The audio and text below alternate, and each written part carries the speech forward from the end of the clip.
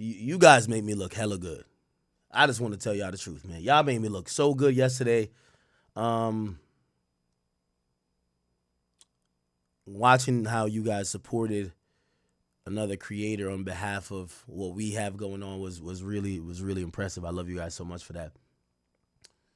Matter of fact, you know what I'm gonna do? I know what I'm gonna do. Just remind me. Because you guys did that, I'm gonna donate 100 subs. I don't know who it goes to because I think it just randomizes it. So y'all better be in the chat.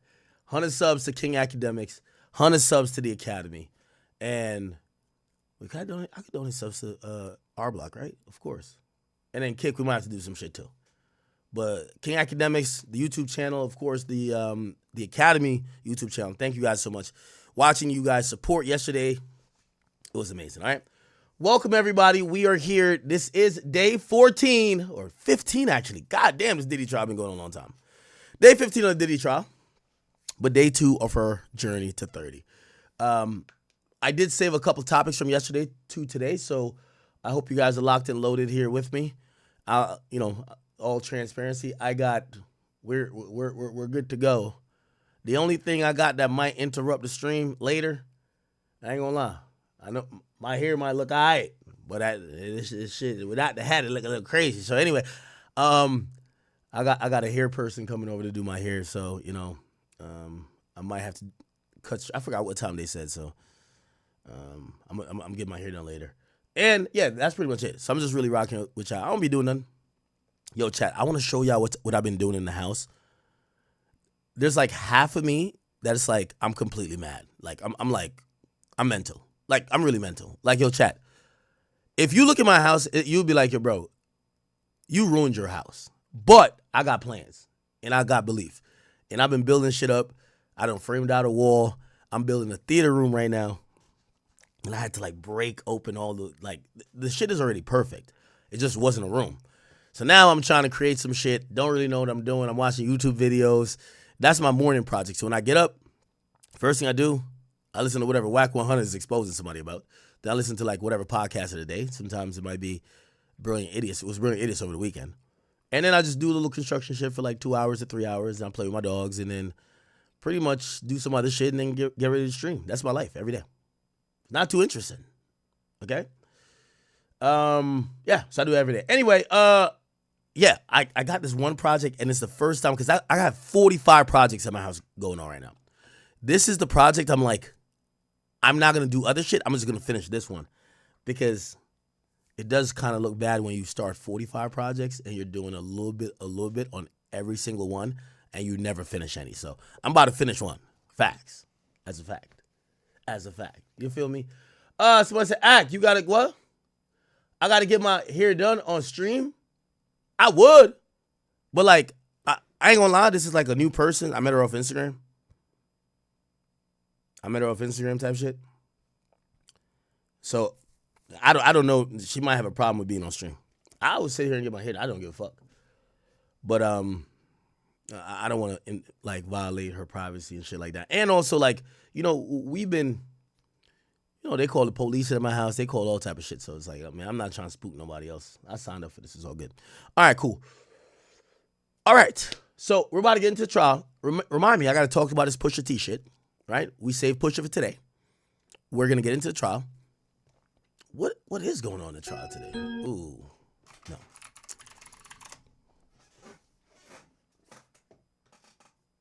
YB update. I got mad YB update. I told you I talked to YoungBoy, right? All right, I'll let the cat out of the bag because I don't know if these niggas doing it still. So anyway, Yaya hit me up, right? And Sneeko with Yaya. And they were like, yo, let's, we finna go fuck with YB. And I was just like, shit, I ain't seen him since he got home. I'm like, I know y'all wanted me to come fuck with y'all. If y'all finally come back to the States to come fuck with YB, I'll just go with y'all and we both fuck with YB. And I could chop it up with y'all and do whatever I need to do with Ye. That was the plan. Ye was like, all right, we're going to go see YoungBoy. And I'm like, let's go. So just to be honest, I hit YB. And first of all, YB was a little mad at me. He's like, He's like, say, man, you know how he talk. Say, he's like, you know you one of the only niggas I fuck with. It's like, you don't gotta have no reason to come fuck with me. You just come here, nigga, just pop up on me. And it was just like, so I was telling him, I'm like, no, I was giving you some space. It's our honest conversation. I was like, I was giving you some space. You just got out of jail. You got to spend some time with your family. And he said something that was dope to me. He said, yo, Act. He's like, nigga, you one of the only people I fuck with. You like my family, bro. You could come vibe with me while I'm getting everything situated. And I was just like, damn, I probably shouldn't have waited on Kanye. Anyway, I'm like, all right, okay, cool. I'm like, yo, so the Kanye move, he didn't know too much about it. But he's like, yo, if everything cool with Kanye, yeah, whatever. Then I think Kanye, I don't know what happened. We got to figure out if Kanye's still going. Now, so my new plans is, because I was going to go with Kanye, well, go the same time as Ye, I'm just going to go by myself and just go rock out with YB. So, chat, let me know when I should go. I have a date in mind where, like, I think things become a little bit more freed up. And also I'm thinking maybe a weekend because, you know, we're still doing Diddy coverage shit. But YB want to come, you know, YB want to hang out. And, you know, we had a beautiful conversation. You know, he told me he was happy. He was happy for his freedom. He was happy. And he admitted that, hey, listen, he's sober now. And the biggest thing I took away from that conversation, he said to me, he said, Act, I ain't gonna lie, man, I was fucked up, bro. I was fucked up before. And he said, you know it, because you seen it. And I did. And it's something, you know, I mean, I think we could admit it in post, but I would never say it at the time to y'all. But you know, he my friend, so, you know, I was concerned, and trust me, I was trying to make sure everything was gonna be good with him, and I was kind of saddened when he got taken in for that bullshit shit. But yeah, he is good. He's much healthier. And I have an open invitation to go pop up and go kick it with him anytime. Like, I ain't gonna lie to you. The last time I went up there to Gravedigger Mountain, though, I don't know if he's at the same spot, but the last time I went up there, I gotta tell y'all, and this is playful, YB tried to kidnap me. I was supposed to be up there for like 3-4 days. All of a sudden, YB's like, yo, Act, say, why you gotta leave? Like, yo, we could stream up here. We could do this and third up here. And I'm like, yeah, but I got like other things to do. I got employees and shit. All of a sudden, YB get on the phone. He's like, Montana. He said, yo, say Act. What size you? He's like, yo, because I told him, I ain't gonna lie. I hit him with the excuse. I said, yo, I don't got no more clothes. I only packed for 3 days. I don't got no more drawers. No, nothing. I gotta go, bro. He hit Montana. He said, send all that, I guess he got merch or something. He was like, send all them shit. Just send in Act size, because he going to be here with me for a week. And I'm like, hold on now. Hold on. I got some shit to do. I love YB. That's my man. Okay, that's my man. All right, anyway. The tour is happening. I'm going to be at multiple stops. I'm not even going to cap with you. I'm going to be up in that bitch. He added some new dates. There's some new dates popping up. The tickets been selling like it's going out of style. They have added 1, 2, 3, 4, 5, 6, 7, 8, 9, 10, 11, 12, and actually another one, Minneapolis, 13. They've added 13 damn dates. By the way, this is thrown by Live Nation with also Mac Agency as the booking agency. But still, let me tell you this. Right now, YoungBoy about to make a killing on tour. I had my talk with him.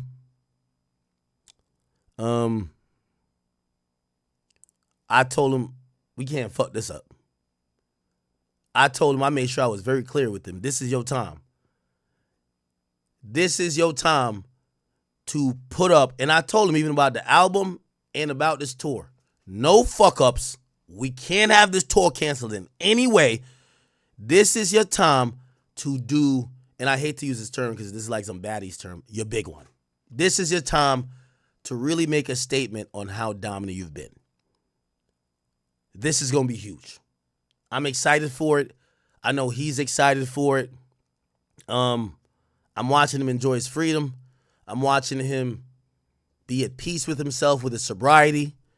And I'm gonna be honest with you. That's the shit that, you know, I'm extremely happy for him. If you don't know, because he got pardoned by Donald Trump, there was gonna be a whole program before, like a whole system to make sure, you know, he didn't violate whatever, you know, supervised released or whatever he had, you know, because they didn't just let him out scot-free.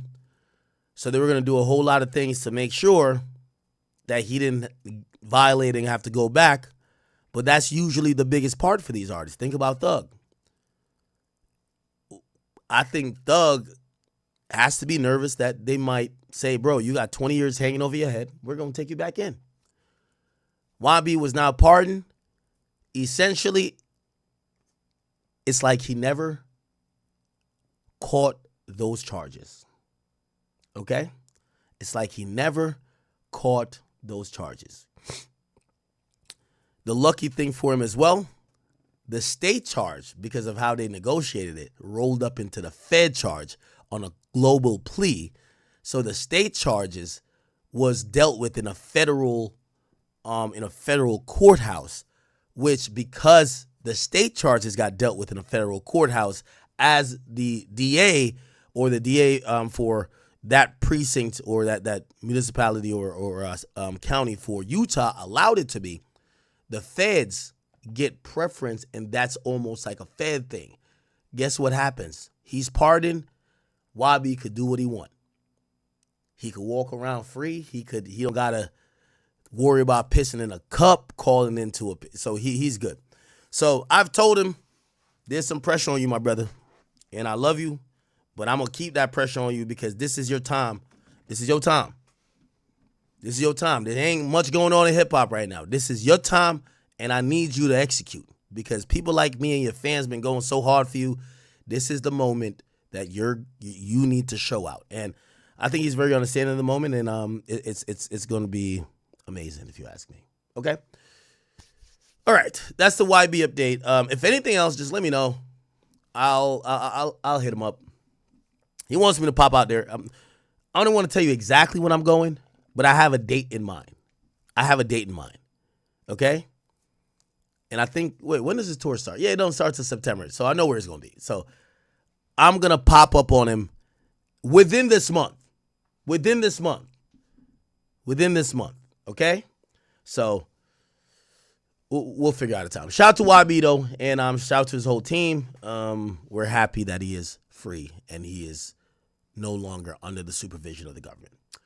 Okay.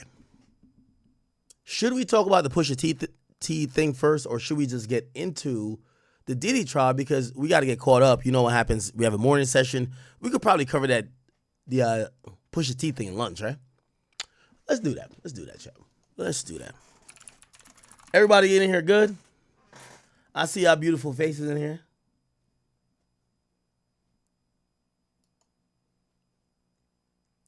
Somebody said go see him this weekend. Here's the thing.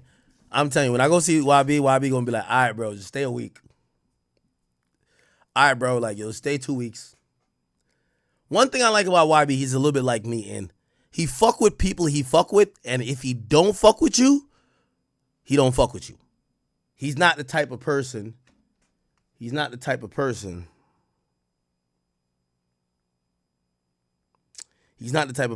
hold on.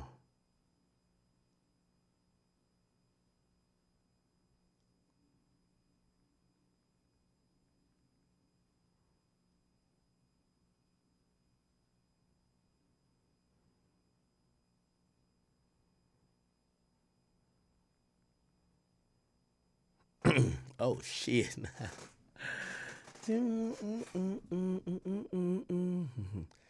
Oh, Lee.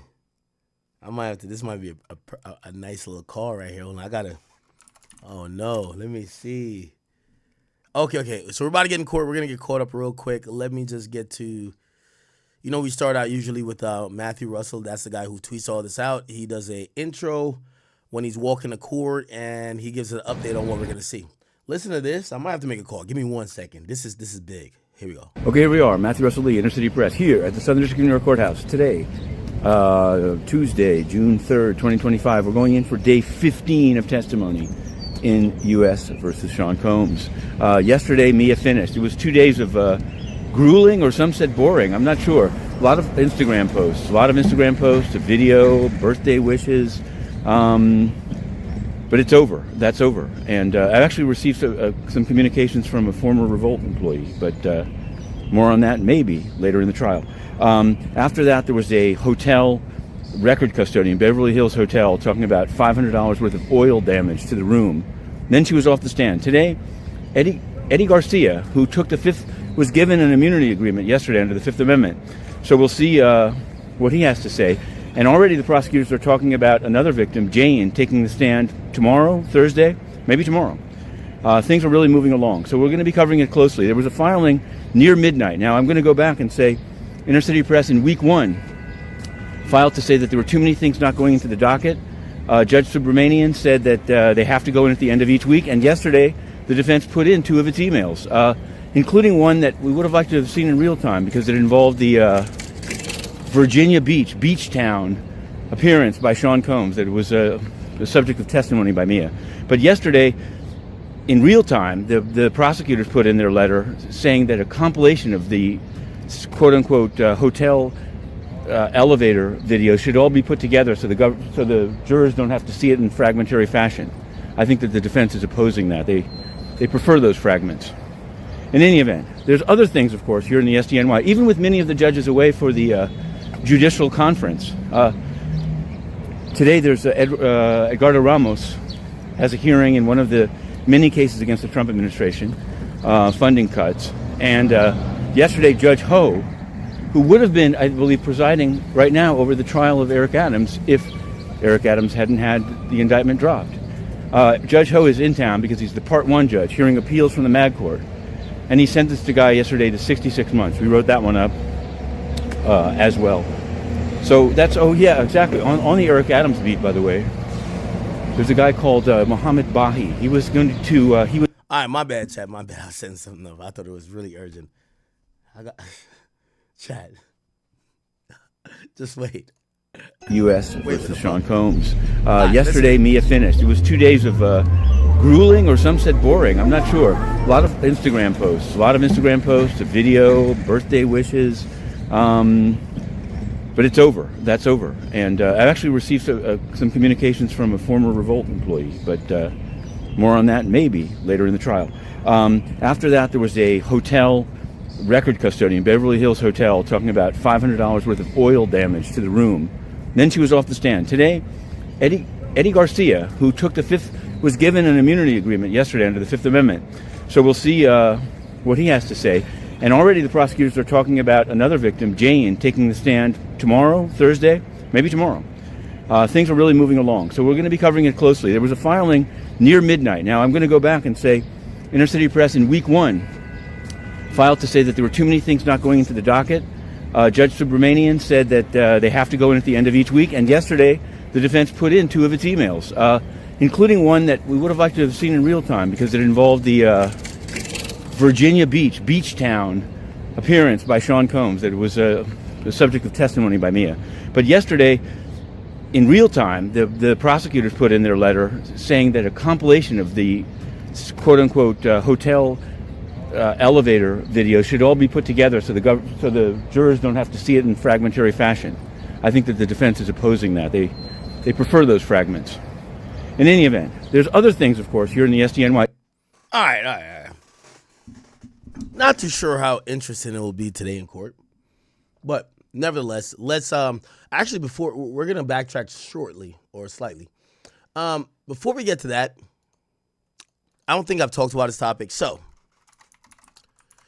I don't know why the hell 1090J going viral right now, but apparently he's going viral for, if you don't know, Larry Hoover was pardoned by Donald Trump. Now, we covered this, right? Larry Hoover, actually, he wasn't pardoned. His sentence was commuted. And by the way, when me and Wack was talking, like, it's interesting that Wack he had like not a proper understanding of what it is. A commuted sentence means you're still guilty. Your sentence is just considered full, like you've done your sentence, even if you've done it a day, even if you haven't even started. So his sentence got commuted, okay? And if you don't know, Larry Hoover is synonymous with being the founder or the person who has popularized the growth of the Gangsta Disciples. So the GDs, that is essentially their leader, okay? What ended up happening is that after his commutation by the President of the United States, Donald Trump, we had 1090 Jake, who then put out a video claiming, hey, I know y'all love this guy, but this guy ratted back in the day. Now, we all know these days it's about paperwork, this, that, and third, whatever. And let me play a little bit of what 1090 Jake said. Man, what's up, everybody? Welcome back to another episode of EOS. It's 1090 Jake, man. I'm rocking with y'all and y'all rocking with me. And for this video, we're going to be speaking on some prehistoric paperwork that hit the internet that I'm not even responsible for, but I fact-checked it. And in this video, we're going to be speaking on Larry Hoover identifying two rival gang members to police that shot him. Tell him, bro. Who free, bro? My mother, he free. Who? Larry Hoover, he free, bro. Yes, sir. Larry free. They mad that we here, GD.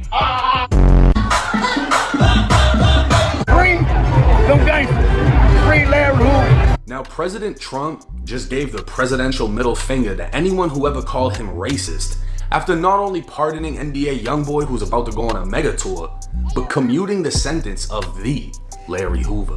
His name is Larry Hoover. He's the reputed leader of the black gangster Disciples street gang, one of the largest in the nation. For 20 years, he's been locked behind prison walls because of a murder conviction. This week, he goes before the state parole board, and he could soon be a free man. Done my time. I paid my debt to society.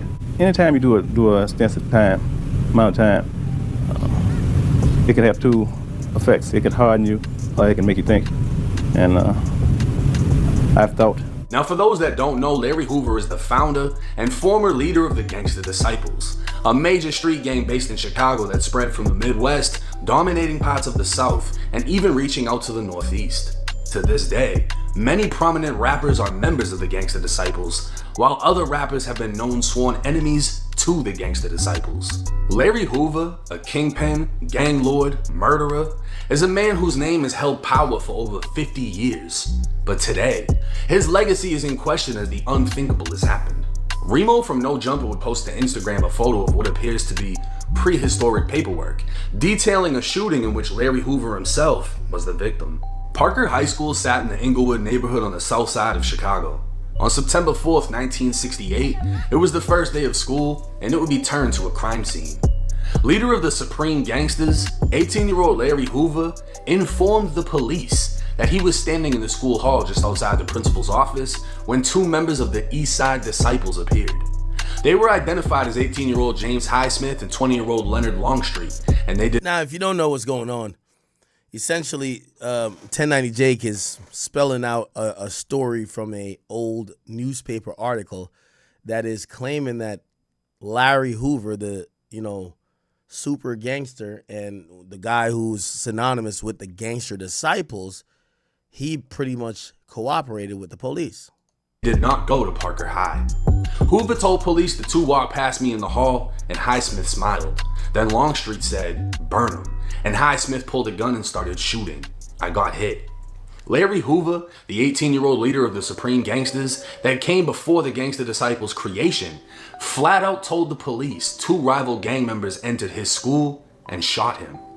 Bullets struck two other students, both 15 years old. Larry and the two others were all shot in the legs and rushed to a hospital. Only minutes after the shooting, police arrested the two gang members who were out on bond for two separate shootings. A Cook County grand jury would indict the two men on charges of aggravated battery on Larry Hoover. Now, this is going to piss a lot of people off, but before I do that, I wanted to confirm whether this was even true, because this didn't seem to be an arrest report. This looked like a newspaper clipping. So I dug into the Chicago Tribune dating back 57 years ago, and what I found was page 14 of the Chicago Tribune from September 5th, 1968, the day after the shooting. The article was titled, "Police Arrest 2 in Shooting of 3 Students, Gang Rivalry Blamed for Violence." 3 youths were shot down in Parker High School in what police described as a continuing battle between rival street gangs. Inglewood police said the shooters were identified by the victims in the hospital and several other witnesses. The police identified Larry Hoover as a gang member, and again, the article would state Hoover told police who shot him and how it happened. Now, this would be considered snitching by anyone following the quote-unquote code. But what about the one who created the code? This was Larry fucking Hoover, the founder of the Gangster Disciples, a man whose name is at the top of Chicago gang lore along with Al Capone. And this wasn't the last time he'd be mentioned in a newspaper. 2 years later, it was 1970, and Hoover was one of 3 arrested for gunning down a 19-year-old on 69th. 3 years after that, a 24-year-old was kidnapped and shot to death. Hoover would be picked up on a murder warrant, and a week later, a witness set to testify against Hoover was found dead on the south side with 2 holes in the back of his head. It was too late though. The 26-year-old had already given a deposition to police stating he witnessed Hoover and another man kidnap the victim the day before the victim was murdered. They dumped his body in an alley, allegedly because he was suspected of stealing drugs from the gang's supply. This murder was what took Larry Hoover off the streets of Chicago at the age of 23. Deemed a ruthless killer who'd been involved in multiple shootings and murders, Hoover was sentenced to 200 years in state prison. What? While inside, Hoover continued to lead the Gangster Disciples, which led to a 17-year federal investigation. In 1995, Hoover was indicted by the feds from state prison and 2 years later sentenced to 6 federal life sentences for conspiracy, extortion, money laundering, drugs, and continuing to engage in a criminal enterprise. Larry Hoover ran the Illinois state prison system like a gangster disciple warden, so the feds took him where he'd be helpless, stripping him of all power. In prison since 1973, Hoover spent nearly 30 years at ADX Florence, the federal supermax. His neighbors would be terrorists, mass killers, and cartel leaders. His cell could only hold 1 man. A shower would be brought to his cell, and his mail would be seen through a screen as physically touching it was too much of a privilege. Larry Hoover, for the last 30 years, has been in a cold concrete hell until now. Trump commuted the sentence of Larry Hoover, which led many to believe Hoover was going to be a free man. But many fail to realize Hoover was serving 200 years before the feds stepped in, and he has to finish it. A bittersweet victory for those that know him, as he's one step closer to home being now that he'll be back in Illinois. But at 78 years old, it isn't known how long he has to continue fighting for his freedom. One would assume he'd be treated like a god in Illinois State Prison. The man is a Chicago legend, but one can also wonder why is it always when someone's about to be released, paperwork comes out of nowhere. We saw the same thing happen with Big Meech, and how everyone, including Meech, thought he'd be welcomed home like royalty, and instead, the former drug lord is doing Instagram promo. But what about the GDs? How are they going to react to reading the clear black and white of Larry? Okay, so let me just stop it here. And the next update, if you guys don't know, I gotta watch this later. So Wack 100, I know Wack is involved in everything. Okay, Wack 100 talked to the guy who, remember this whole thing said Larry Hoover told people whatever. Hoover told on a shooter. The actual shooter actually came out, and the shooter basically said Larry Hoover never told on me. And Wack 100 got this guy on the phone. What up, YouTube? This is... No. Where is that? Sorry, chat. I know some of y'all might not give a fuck. Hold on.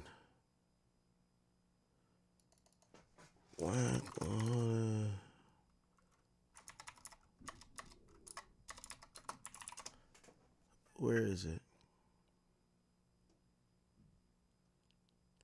Okay, I think this is... What's the word, y'all?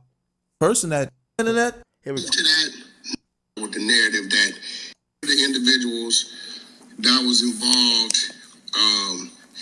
in this shooting that happened with Larry Hoover, where people are running around with the narrative that Larry Hoover told on these individuals. So I'm gonna let the brother speak and tell me if there's some truth to that, no truth to that.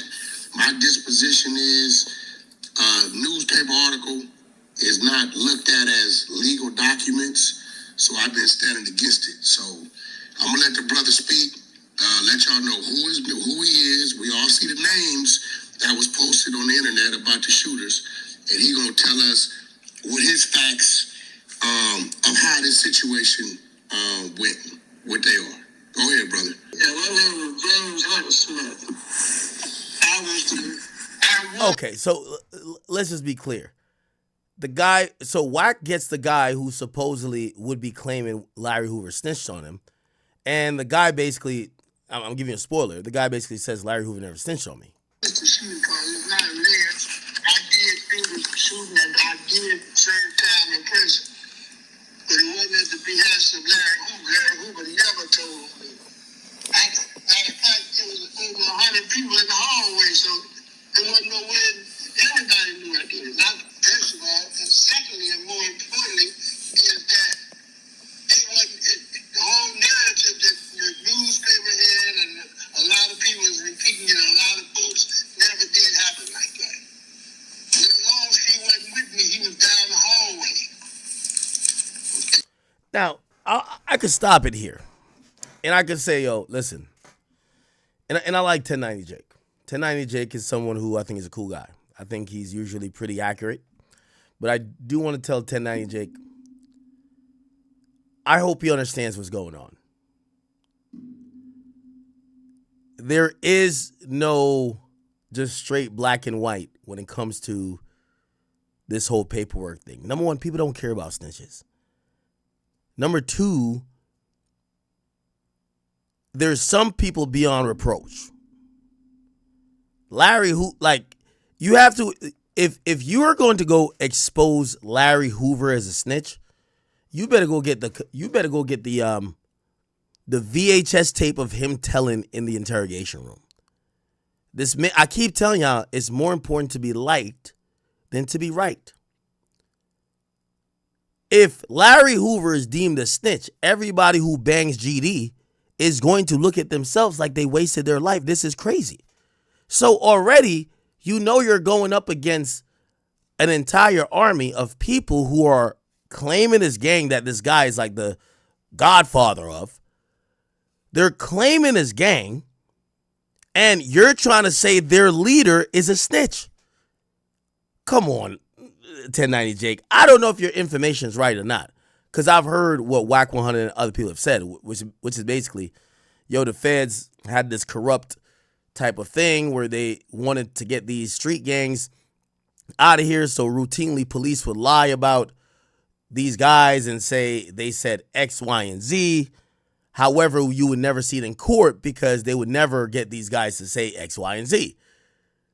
But they would say it to try to mislead other people to be like, oh, this guy who you think is super powerful is snitching. I don't want to get into that. I hope that, I can't tell 1090 Jake what to do, but I think 1090 Jake should realize all of this paperwork nonsense, it's always subjective. It depends on who, it depends on what, it depends on when, and it depends on how many people like him. Do I believe that Larry Hoover cooperated? I have zero idea. Do I believe that everybody has an interest to make sure anybody who criticizes Larry Hoover goes away or feels some type of repercussion?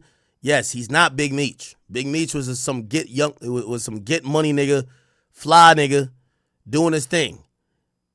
The ideals and principles that Larry Hoover has instilled that people who are gangster disciples eventually have adopted, it's like finding out that Jesus was the biggest sinner. Imagine you're a Christian, but find out Jesus was actually the devil the whole time. That realization would shatter your foundation, it would shatter everything. Again, I don't know the truth about Larry Hoover, but I hope 1090 Jake takes this as a learning lesson. This idea of paperwork ain't paperwork for everybody. Okay?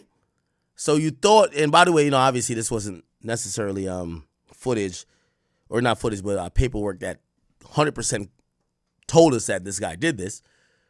But I hope he understands.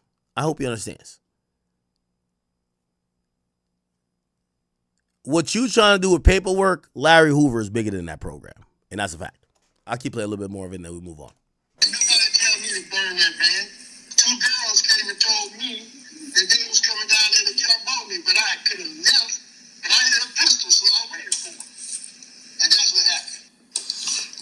So y'all had y'all personal issues, regardless of what it was. You was a shooter. It was a bunch of people in the hallway that probably gave description or probably knew who you was or saw whatever it was they saw. But with you fighting the case, Larry Hoover was never a name that cooperated against you, is what you're saying. I'm saying this, plus, he could have never cooperated with me because I already pleaded out. You know? So and the if guy you felt like that was true, you were supposed to do your. So this guy's basically That's saying, what your paperwork read. the guy's saying basically that I'm calling Wack. He's saying that Larry Hoover never did anything. Anyway, I'm gonna just call Wack just to get some confirmation on what's going on, because I gotta figure out if it's selective politicking, as Wack would say, happening. It's gonna be a quick call. I'm not gonna stay on long. If he answers, I think Wack might be in the middle of some cheeks.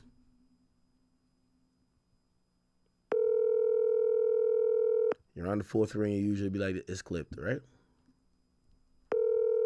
Your call. Okay. All right.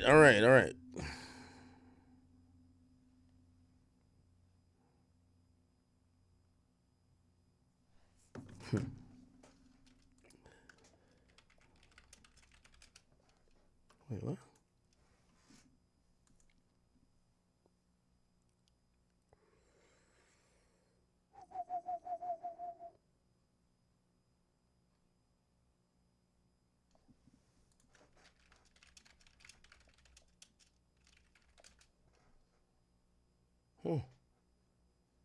Oh, wow.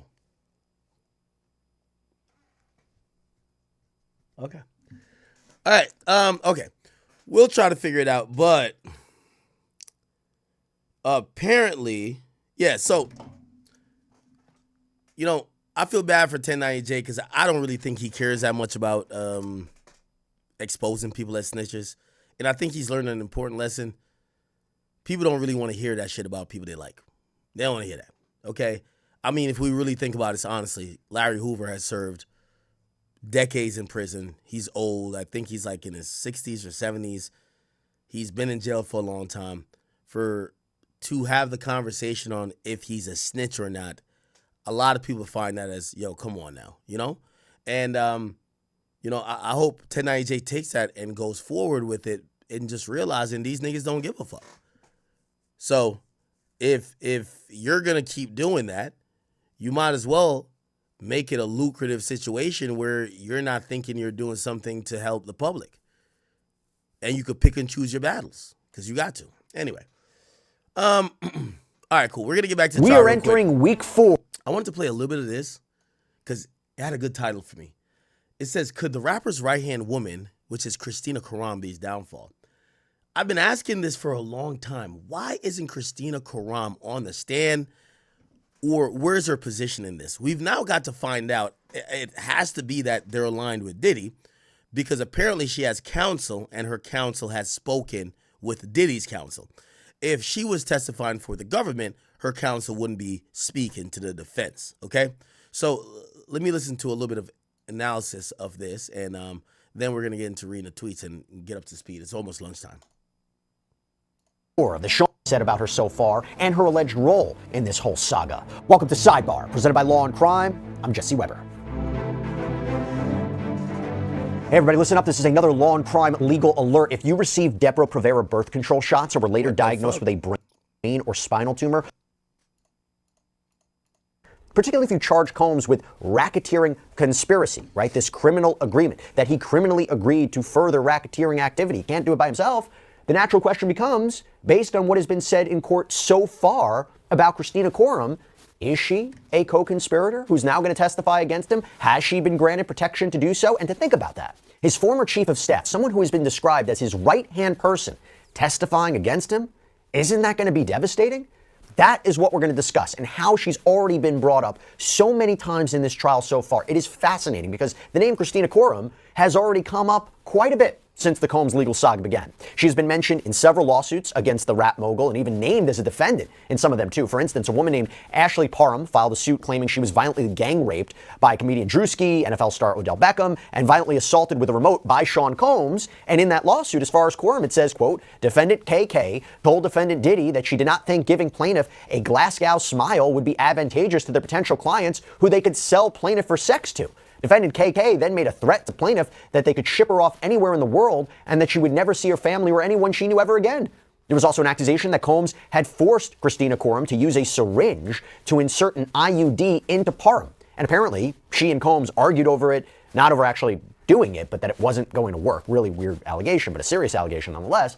And that's not the only lawsuit that she's been named in as a defendant. She was named in another suit that was filed by a series of plaintiffs, and they claim that she, quote, aided Combs in his abuse of men and women and covered up sexual assaults. She was also reportedly mentioned in other lawsuits, like one that was filed by a former employee who claims that Coram would order him to clean up hotel rooms after Combs' wild sex parties. And maybe most famously, and the first time I personally heard of her name, was when she was named as a defendant in the lawsuit brought by Combs' former producer, Rodney Lil Rod Jones, who claims sexual harassment, violation of the racketeering statute. He claims Christina Coram manages the day-to-day of Combs' alleged criminal and sex trafficking enterprise, and basically made the allegation that she was like the Ghislaine Maxwell of this operation. Obviously a reference to the associate of deceased financier Jeffrey Epstein.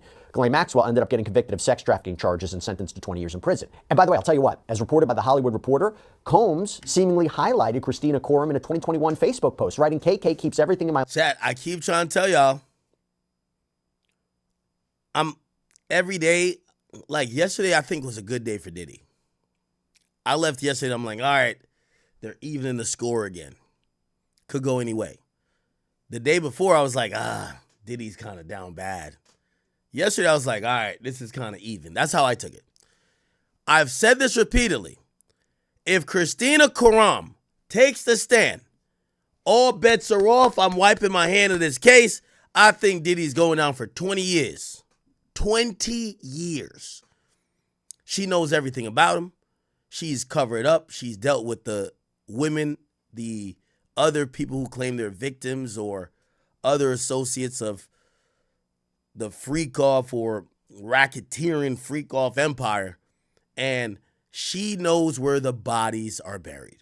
My life and my business running. She's been my right hand for the last 8 years and has consistently proven to execute and get S done. Don't know how I'd function without her. Now, a few months back, Coram released a statement that was published by USA Today, first reported by Rolling Stone, and she said the following. For months, horrific accusations have been made about me in various lawsuits regarding my former boss. These false allegations of my involvement are causing irreparable and incalculable damage to my reputation and the emotional well-being of myself and my family. I have never condoned or aided and abetted the sexual assault of anyone, nor have I ever drugged anyone. The idea that I could be accused of playing a role in or even being a bystander to the rape of anyone is beyond upsetting, disturbing, and unthinkable. That is not who I am, and my heart goes out to all victims of sexual assault. I am confident that the allegations against me will be proven to be untrue. Now, to be clear, while those specific allegations in the civil lawsuits haven't come up in the criminal trial, she has come up in a lot of ways already during testimony in Sean Combs' criminal case, which again makes me wonder, will she testify for the prosecution? Is it possible that she can actually help the defense? Give an example. Give an example of an idea of how she's come up so far and her potential value as a witness. So Combs' former assistant, George Kaplan, testified about Christina Coram. Who did you personally report to when you were Mr. Combs' assistant? I reported to Christina Coram, who is the director of his office. Do you recognize the person in that photograph? Yes. Who is that? Christina Coram. The same Christina Coram you were just talking about? Yes. Do you know her by any other names? KK. What was her role within Combs Enterprises? She was the director of Mr. Combs' executive office. So what were her job responsibilities? She essentially ran Mr. Combs' life. And more specifically, with respect to the charges. When you hear people testifying that, oh, she ran his life, if you're alleging he's doing crime and he's covering it up, you're almost implying that she must be complicit because she's running the life of the person you're claiming is a criminal. That Combs faces. Remember, prosecutors are saying that women like Cassandra Ventura were forced into elaborate, prolonged sexual performances known as freak-offs with commercial sex workers that happened in various places, in various hotel rooms, and that Combs had his people prepare the rooms and clean them up afterwards. So if we accept that these are essentially crime scenes, listen to what Kaplan said on the stand.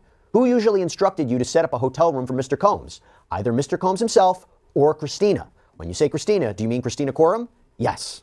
A lot more to get into. I want to bring in right now former Palm Beach County State Attorney Dave Arenberg, who hosts Legal AF, which is part of the Midas Touch Network. Dave, so good to have you on here. Am I wrong? She's got to be called. She's got to be called as a witness in this case, no? Absolutely. I mean, when you said that she was referred to as Diddy's right hand, it was Diddy who said that. So yeah, she has to. And it is very telling that she has not been charged with any crime. Why do you think? I mean, if she is allegedly the Ghislaine Maxwell to Diddy in this case, why has she not been charged like Ghislaine Maxwell? Well, I would think it's because she's already cut a deal with prosecutors. Otherwise, I think it'd be game on, and she would be in the prosecutor's crosshairs. So I do expect that she is cooperating, at least in some way, with the prosecution, and I do think she will appear at trial. How do you think specifically she would prove racketeering, or help prove racketeering of criminal enterprise? How would she prove the sex trafficking of Cassandra Ventura? How would she help prove transportation to engage in prostitution, transporting alleged victims and sex workers with the intent that they engage in prostitution? She's going to say, sex work? I set it up for the nigga. Called to testify about? When you have to prove racketeering, you got to prove an ongoing criminal enterprise, not some ad hoc thing that you do with your friends and acquaintances, an enterprise. Well, if you're going to say that Diddy's record company is part of this criminal enterprise, you have to call employees of that company. Who better than Diddy's right hand? She knows, metaphorically speaking, where all the bodies are buried. So when it comes to racketeering, whether there were two predicate crimes, she can provide evidence. She can provide evidence that this is an ongoing criminal operation. And yes, she can provide evidence on the other count of human trafficking to show that Diddy allegedly harbored, transported, in other ways, created this system of force, fraud, and abuse that led these individuals like Cassie to perform sex acts for money. And that's what happened. When you talk about human trafficking, it's a commercial sex act and you need force, fraud, or coercion. Well, that's what we're talking about here, and that's the evidence that this witness can provide. So it came out during testimony that Homeland Security, HSI, they seized a cell phone of Christina Coram on September 16, 2024 at the Park Hyatt Hotel when Combs was ultimately arrested. That's got to be quite telling and a very interesting piece of evidence. Oh, man, you don't want the authorities to have your phone, right? The phone tells all. I mean, so many cases we've seen where there are new charges that come after the authorities get your phone. And so, yes, so you think you would have to assume that the authorities know everything that KK knows. That's what Diddy calls her. And that's why the fact that she has not been charged tells me that she has been cooperating. She could be called as a rebuttal witness by the feds, or she could, as you said, and perhaps she'll be called as a defense witness. That is perilous, though, because if she lies on the stand, that could result in a perjury charge. Even if she cut a deal with prosecutors for immunity, that doesn't cover perjury. So it is a minefield if you call her to the stand as part of the defense. I think she's going to be called. I just don't know where her loyalty lies. Because if she's flipped on Diddy, why would she talk to Diddy? According to the defense, they have spoken to her team. So there's no way she could have flipped on Diddy, unless maybe she's doing some shit where she's still fucking with Diddy, but she got to go get that immunity, and she's going to testify, but she's going to testify a whole bunch of bullshit to say, yeah, no, I did see stuff. Yeah, Diddy beat girls, but yeah, it was only the beating of girls. I never seen sex trafficking.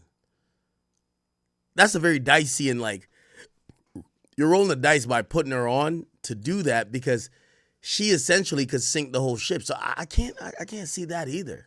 I think perhaps the prosecution has her lying in wait in case they need her as a rebuttal witness. So I'm going to get into a minute all the times or a lot of the times that she was mentioned already in testimony and kind of give us a preview of what she might testify to and how she might be used by the prosecution and the defense. But real quick, as a point of law, the allegations that she's facing in the civil lawsuits, whether she's named as a defendant or not, you think any of that is going to come up in the criminal case against Sean Combs? Well, it could. I mean, it's fair game if she's called to the stand.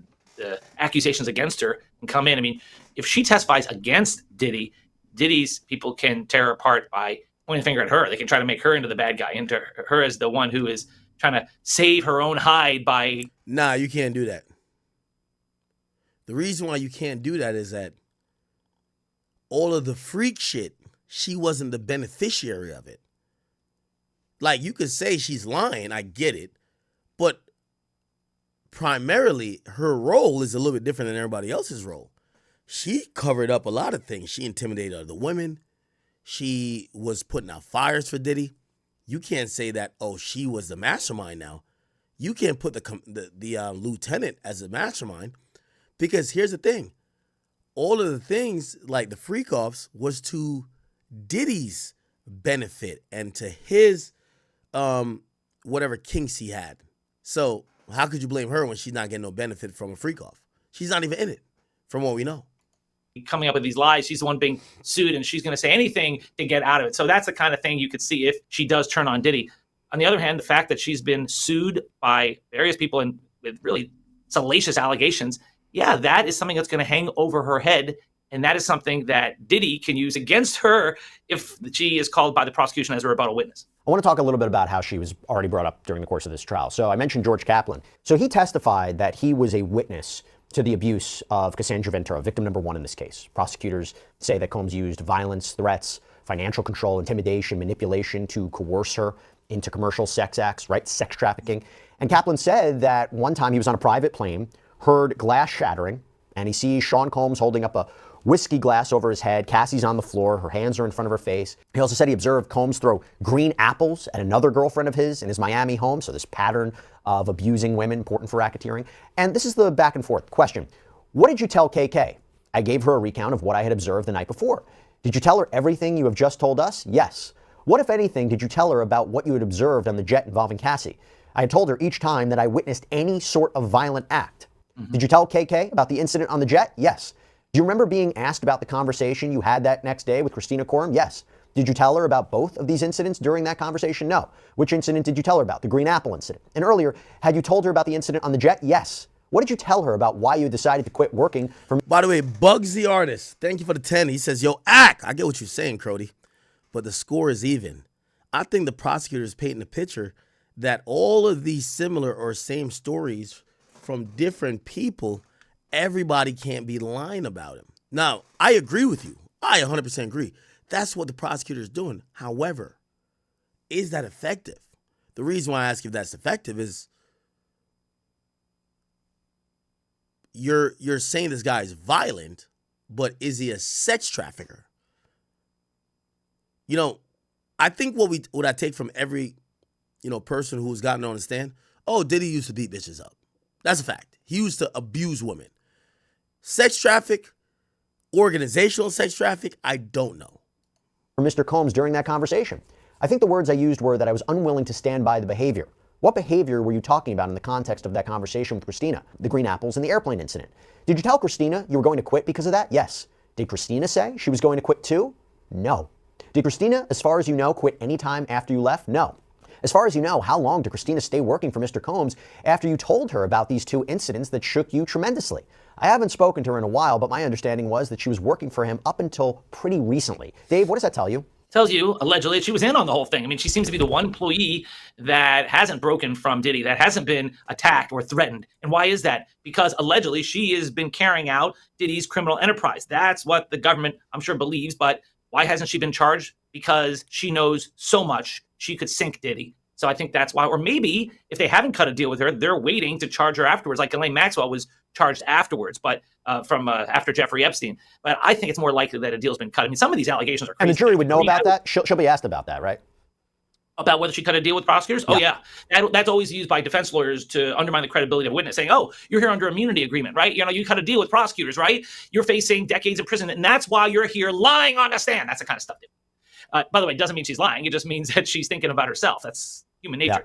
Yeah. I just had to say, all these incidents, I mean, how can Diddy survive in the court of public opinion no matter what happens here? I mean, you have the green apple incident. Well, I mean, I actually just had to Google the Glasgow smile. I didn't even know what that was. So that allegation, right, was from one of the civil suits. I mean, look, the court of public opinion, I don't think there's a way for him to recover. The actual criminal trial, it does become a question. Does it amount to sex trafficking? Does it amount to racketeering? I could play both sides here. I could do a whole analysis back and forth about whether or not at this point in the trial the prosecution has proven it or not. I think they're convinced he might not be a great guy. He might have abused people, but does it amount to a criminal enterprise? And that's why I think Christina Coram may be an important witness. By the way, Cassie Ventura also testified about Christina Coram too. Listen to this exchange.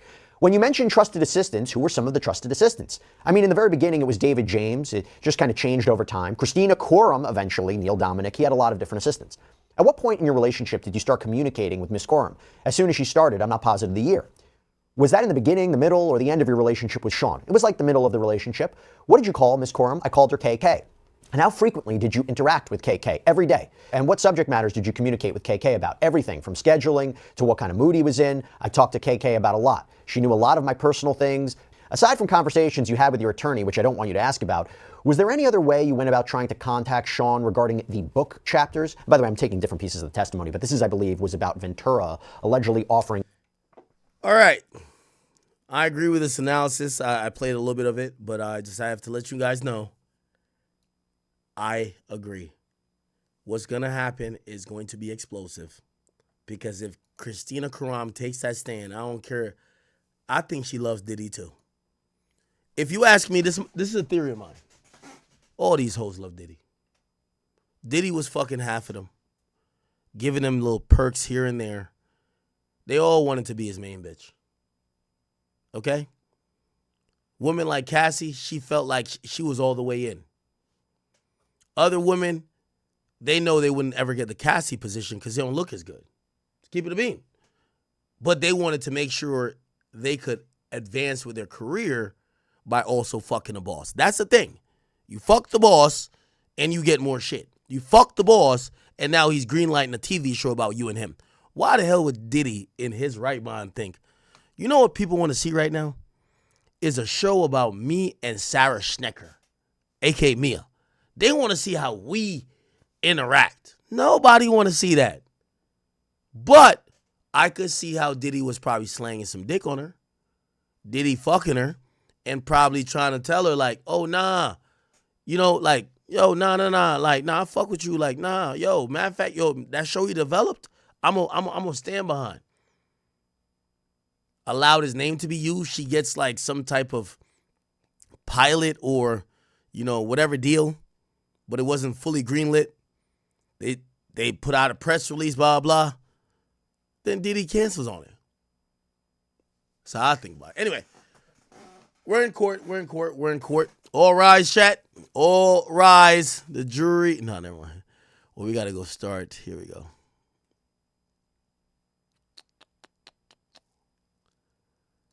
Let's go start.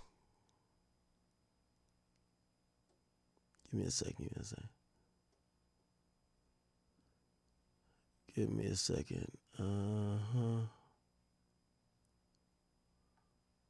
Okay, I think this is it. Okay. Give me a second. Let's make sure we got it. All right, so bet. So, all rise, people. All y'all, you know what I mean? We are back in court day 15. Garcia has immunity. He's on the stand, and there's going to be a video, a fight video played, and then there's going to be Jane. So, for the people who thought that Mia was Jane Doe, no. Mia is just under a pseudonym, but there's actually actual Jane Doe, seemingly. So, the courtroom deputy says marshals could bring the defendant out. And apparently Donaldson was in the holding cell with Combs. Summeranium says, let's start with a compilation video. I got this letter, and they're talking about a letter. The judge says, is Mr. Garcia competent enough to testify about the video given his position in the hotel security? Now, what attorney, remember that woman attorney we were talking about? She was right, actually. Simone. Let's pull up her videos today, too. We now have 4 people that we could lean on. Attorney Simone, yeah. She's been doing a Diddy trial. This one, yeah. Yep. This has been her. Okay. So the reason why we're doing that is that she had made a guess to say, I think this Garcia guy probably works for the hotel, and he's probably the guy who got the $50,000 or $100,000 in the bribe money or the payoff or hush money that Diddy paid for this video not to come out. Now we get to find out the judge is saying, okay, this person works for hotel security. Steiner then says, I'm not really asking him about an aspect. Judge is saying we are not using the correct cell phone video, so this could get under the rules. Tenny Gargo says, the way the video is cut makes it appear that Mr. Combs came right after Ventura, and she didn't, or maybe meant he didn't. Steiner then says, I'd like to address his timestamps on security videos. They are routinely inaccurate. The judge says the defense concern could be allayed by inserting breaks between the clips. Since they will be testifying, it's hard for them to be editing clips at the same time. We don't think it's misleading. Judge says the defense could cross-examine on this. Okay, Now, what they're talking about, this is a person from the hotel video we've seen.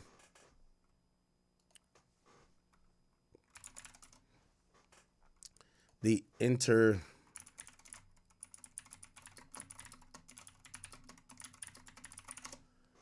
So this Intercontinental video, the longer version, right? I think this is it. In this video, is this the full one? Okay, we see Flores. There's a lot of stuff going on. Diddy's team is objecting to this.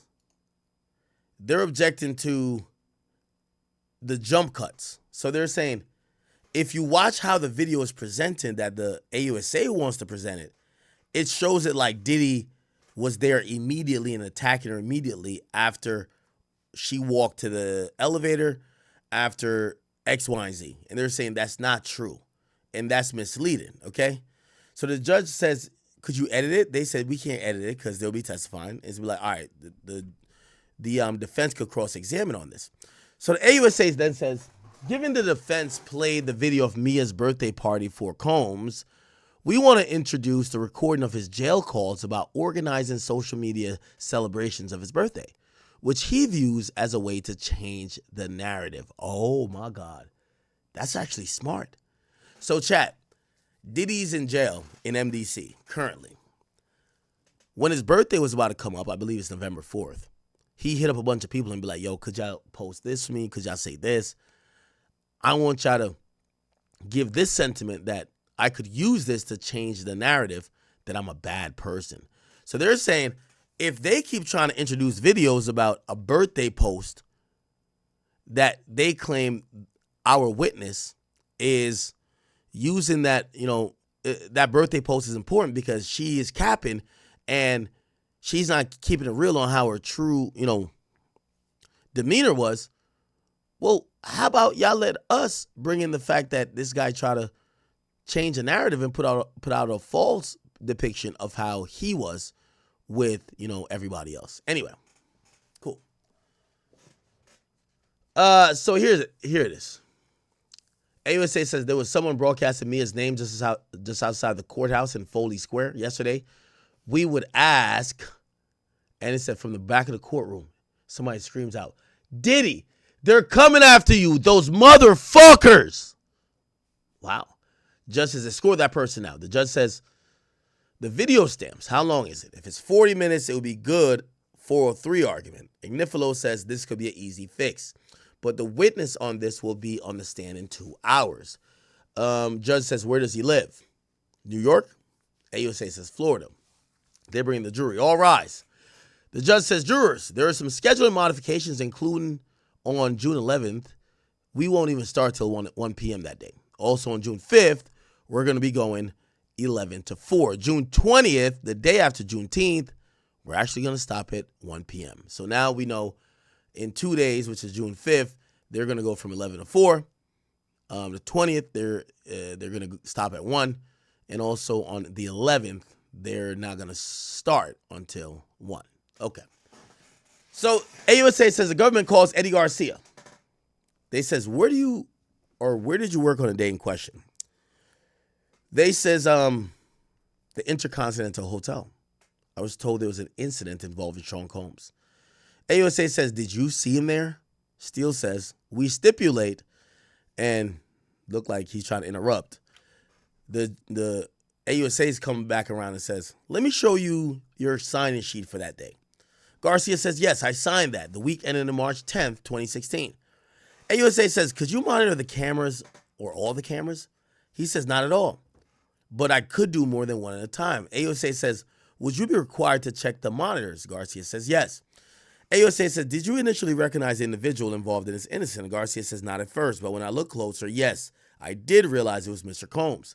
AUSA says, did you learn about who the second individual was? Garcia says, yes, it was Miss Cassie Ventura. AUSA says, why was law enforcement not called? Garcia says, well, Mrs. Ventura didn't request it. AUSA says, did you review their incident report? Garcia says, yes. There was an attachment that I didn't open on a computer, a video file. AUSA says, did you receive a call? Garcia says yes. From who? Garcia says, Christina Karam with the New York area code. She asked if I had the video. AUSA says, what did she ask for? Garcia said, the video. She said Mr. Combs had been intoxicated and didn't remember exactly. Steele says objection. The judge sustains it, and then there's a sidebar. Oh, wow. They come back. AUSA says, what did you tell Ms. Karam? Garcia says that we would have to talk to management. Did she reach out again? Garcia says, yes. I got a call from the lobby that she was out there looking for me. AUSA says, well, what did she ask for? Garcia again says, the video. AUSA says, how did you respond to that? Garcia says, told her she had to talk to management or file a subpoena. AUSA says, did you tell her what you saw in the video? Garcia says, yes, I told her. Off the record, I told her that it was bad. AUSA says, did you get another call? Garcia says, yes, from another New York area code. Garcia says, it was Miss Karam. She put someone else on the phone, right? Who? Oh, Garcia says, it was Miss Karam. She put someone else on the phone. AUSA says, who? Garcia says, Mr. Combs. He asked, do you know who I am? AUSA says, what did you say? Garcia says, I said yes. He asked for the video, said he'd been intoxicated, and I told him I can't give him the video. AUSA says, how did he sound? Garcia says, he was talking fast and stuttering. He sounded nervous. AUSA says, did you email management? Garcia says, yes. Bring up GX7R149. He says, what is this? He says, that's the email I sent. Steele says, objection. It was overruled. The email shown has Karam's number on it, not redacted. It says, Combs Diddy says he's a patron and wants to talk to you. AUSA says, did you get any more calls from Ms. Karam? Garcia says, yes, only on my personal number. AUSA says, how did you react? This person says, nervous. Getting into it, chat. Garcia says, Ms. Karam passed the phone to Diddy again? AUSA says, what did he say? Garcia says that I sounded like a good guy, that he could help, that something like this could ruin him. He wanted the video. He said if it got out, it would ruin his career. Garcia says, I didn't have access to the server. He told me he believed I could make it happen. He would take care of me. AUSA says, what do you think he meant? He says, money for the video. He said, what did you do? I reached out to my supervisor about it. Who was your supervisor? Bel Medrano. He told me what he would do. He told me he would do it for 50. AUSA says, what do you think that meant? He said he'd give the video for 50,000. What did you do? I called Christina, who put Mr. Combs on. He had called me Eddie, my angel, at that time. So Diddy was flirting with him, trying to get his video up. Said, Mr. Combs told me, I knew you could do it. Let's do it right away. I told Bill Medrano. What did he do? He went to the server room. Then he handed me back a black USB and said, done. The video was in the USB. What did you do? I told Mr. Combs. AUSA says, where did Mr. Combs want to meet? Garcia says the west side of LA. He said, let's get it done. He wanted the video as soon as possible. I told Bill Medrano. He told me to tell others I was on an errand for him. There's another exhibit. He says, what hours did you list? He says 10 to 1800. AUSA says, where was the meeting point? A big high-rise building. I called the number and someone came. He said it was Combs' bodyguard. How did he look? An older African-American gentleman, heavy set, between 6'3", 6'5". So what did he say? Well, he kind of came up with Mr. Combs, and he said I was a good guy and I was doing a good thing. So upstairs, said Mr. Combs was smiling. He called me Eddie, my angel. My voice was cracking, so he said I was coming down with something. So I guess Diddy thought he was sick. Garcia says Mr. Combs told Christina, go get me some of the tea he had liked. Then he asked, do you have it? I said yes and handed it to him. What did he do? He left and came back. He asked if it was the only copy. What did you say? He said, I believe so. Garcia says, Mr. Combs said it had to be the only copy, nothing in the cloud. I said, Mr. Medrano, and he said it was the only copy. He took it off the server. AUSA says, what did you say? That if Cassie filed a complaint, I could get in trouble. Garcia says, Mr. Combs said, don't worry, Cassie wanted to go on too. He called her on FaceTime and showed me. She was in a gray hoodie, but I recognized her. AUSA says, what did Ms. Ventura say? That she had a movie coming out and wanted this not to come out. Garcia says he wanted my ID and that of Mr. Medrano and the responding officer, Mr. Flores, but he's a very straight guy and probably wouldn't do it. I told Bill Medrano. What did Medrano say? Garcia said we'd get Henry Elias, the other responding officer. So look like, I don't know if you get what I'm saying, Chad. Looked like Diddy wanted some assurance that these guys actually deleted it. So he's like, yo, let me get your name. I need your number. And I want your boss's name who went in there and deleted. I want his name and his number. He said, but what about this other person who responded first, which is the Flores guy? I don't know if Diddy knew his name back then. How are we going to make sure he doesn't say anything? And they realize that, yo, this guy's not like how these cops are. They're by the book. So they basically go with this idea that, that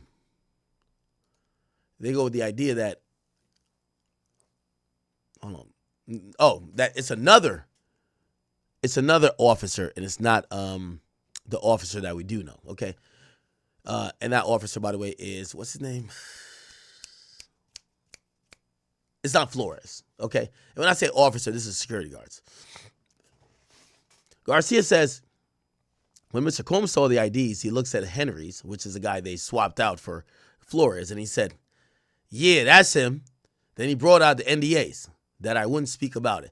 So basically, they showed another person to Diddy, and Diddy was so drunk, he didn't realize. He was just like, yeah, that's the guy. So he identified the wrong guy who was security, who was actually Flores, and he said, bring out the NDAs because he's going to pay $50,000. He said they couldn't speak on it. AUSA says GXC 106. Do you recognize this? Garcia says, I stated I have provided the only copy of the video. AUSA says, did you read it? Garcia says, no, I was nervous. Were you given a copy? He says, no. AUSA says, and the NDA, what were liquidated damages? He says, $1 million. AUSA says, what were you making then? He says, $10.50 an hour. AUSA says, then what? Garcia says, Mr. Combs put cash on the money counter. There were stacks of 10,000 at a time. The machine displayed 100,000. He said, why the additional 50,000? He says, for me, and for what he thought was for Flores. Okay? So I guess he busts this down with his boss. He says, how did Mr. Combs give you the 100,000? He says, in a brown paper bag. So was the bodyguard there? He says, yes. And Miss Karam, was she present? Garcia says, I would say at some point, because I stood up. He said, signifying that I'd be leaving. Garcia said, Mr. Combs escorted me to my car. He asked me how I'd be spending it. He said, don't make any big purchases. Mr. Steele, the judge says, Mr. Steele, if you're objecting, speaking to the microphone, that's sustained. Disregard the last part of that. So it looked like Brian Steele objected. So what did you do? I called Bill Medrano. I gave him $50,000. How much did you give to Mr. Elias? And now Mr. Elias is the guy who is not the guy who was involved, but they use his name. He got 20. And so what'd you do with your 30,000? He said, I bought a used car with the cash. AUSA says, did you hear from Mr. Combs again? He says, yes. He called and told me Happy Easter if I ever need anything. Did you ever reach out to him later? Garcia says, a few years via Instagram asking if there was work in L.A. I never heard back. Now we get a sidebar. We're back from the sidebar, and it says, anything further, Mr. Steiner, or Mrs. Steiner? Steiner says, yes. Did Mr. Flores, did you see the video again? Why did they say Mr. Flores? This is Garcia. Says, yes, on a news outlet. Also, Mr. Flores messaged me a screenshot. He said, did you keep those messages? No, I want nothing to do with it. AUSA says, were you ever contacted by law enforcement? He says, yes. Did you tell the truth? No, I wanted nothing to do with it. Did you get your own lawyer, then told the truth? Yes. AUSA says no further questions. So the prosecutor basically lets out the secret that this guy in question lied to the prosecutors at first about what happened, and then when he realized how serious it was, he began to come clean. Wow. This is the video in question. So there was $100,000 paid for this video.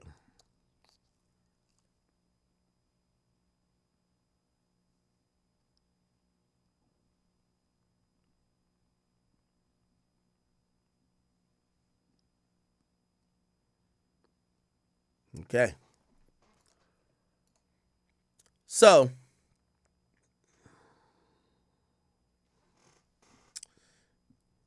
All right, we got Wack calling in. Here we go. Wack! What up, bro? Wack, you know, we were calling you. We were going through. We seen that you interviewed. By the way, I'm on stream. We seen that you interviewed the guy in the Larry Hoover case. Yeah. And they were saying that Larry Hoover might have cooperated, but you know, you're the leader of the exposers, but this time you exposed that there was nothing to expose, that Larry Hoover is not a cooperant because the guy said that. You know, the crazy part about it is I keep telling people the exposers work both ways. Sometimes we fix it, clean up a situation, but you know the crazy part about it is them people, whoever they weirdos are, I don't know if they get mad because it's me, but they didn't like the fact that I went in and did that. They didn't like the fact that I helped kind of like clear it up. Yeah, put a different light. Well, I didn't bring it up. A Chicago-based app called Squid 8. I got into it with a dude real bad the other day. I know from up, though he hit me, and he's like a J Prince flunky. But I like, hey, bro, Squid 8 is the one that exposed it. I even went to DM Squid 8 because I don't know the dudes. And they told me, yeah, they got the information from up top. All this came from Chicago. And so what I did, I read it, and it was a newspaper article, so I kind of debunked it based on that. I didn't acknowledge a newspaper article as court documents. So then 1090 Jake responds. He goes and digs deeper and finds another newspaper article and tries to stand on it like that. I responded out with finding the dude that actually shot Larry Hoover. Wow. And the James Highsmith, I think is his name, and interviewed him, and that's up on the Hunter Show YouTube channel. And he broke down what he accounts of it, what people did or didn't do. They got mad about that. They said that I found the paperwork, sent it to the Chicago-based app, had them posted so I can respond in a good way, and then I paid 1090 to respond in a bad way, and then I strategically went and got the shooter. Like, these dudes is crazy. But I'm gonna tell you this: it's not over with. 1090's gonna respond. He has something that I know he has. Does he have the work? He got some work, but he has a different kind of work, not the work relating to Larry Hoover telling. I think if I know 1090 is filing to get the work from 1968 to see if this one individual, James Highsmith, is telling the truth, because he's questioning if dude has been pressured to say the things he's saying. And he has reason to believe he is. Now here's the thing. I feel like this is like a two-pronged, issue. I think some people, because of Larry Hoover's age, this and third, they feel like this isn't a conversation that should be had. Okay? Nah, ain't nobody. I will respectfully say, look, I ain't never had nothing against Larry Hoover. I've never disrespected Larry Hoover. I don't really know him. I don't really know his story. I know it partially. I know what got him the time. You know, I was caught up in the Larry Hoover tapes, which the lady that I was working with has, that's never been seen. But you can't. There's no. We talk about Tupac's rape. We talk about Biggie Smalls. The weird shit he said in his music that we didn't really realize till decades later.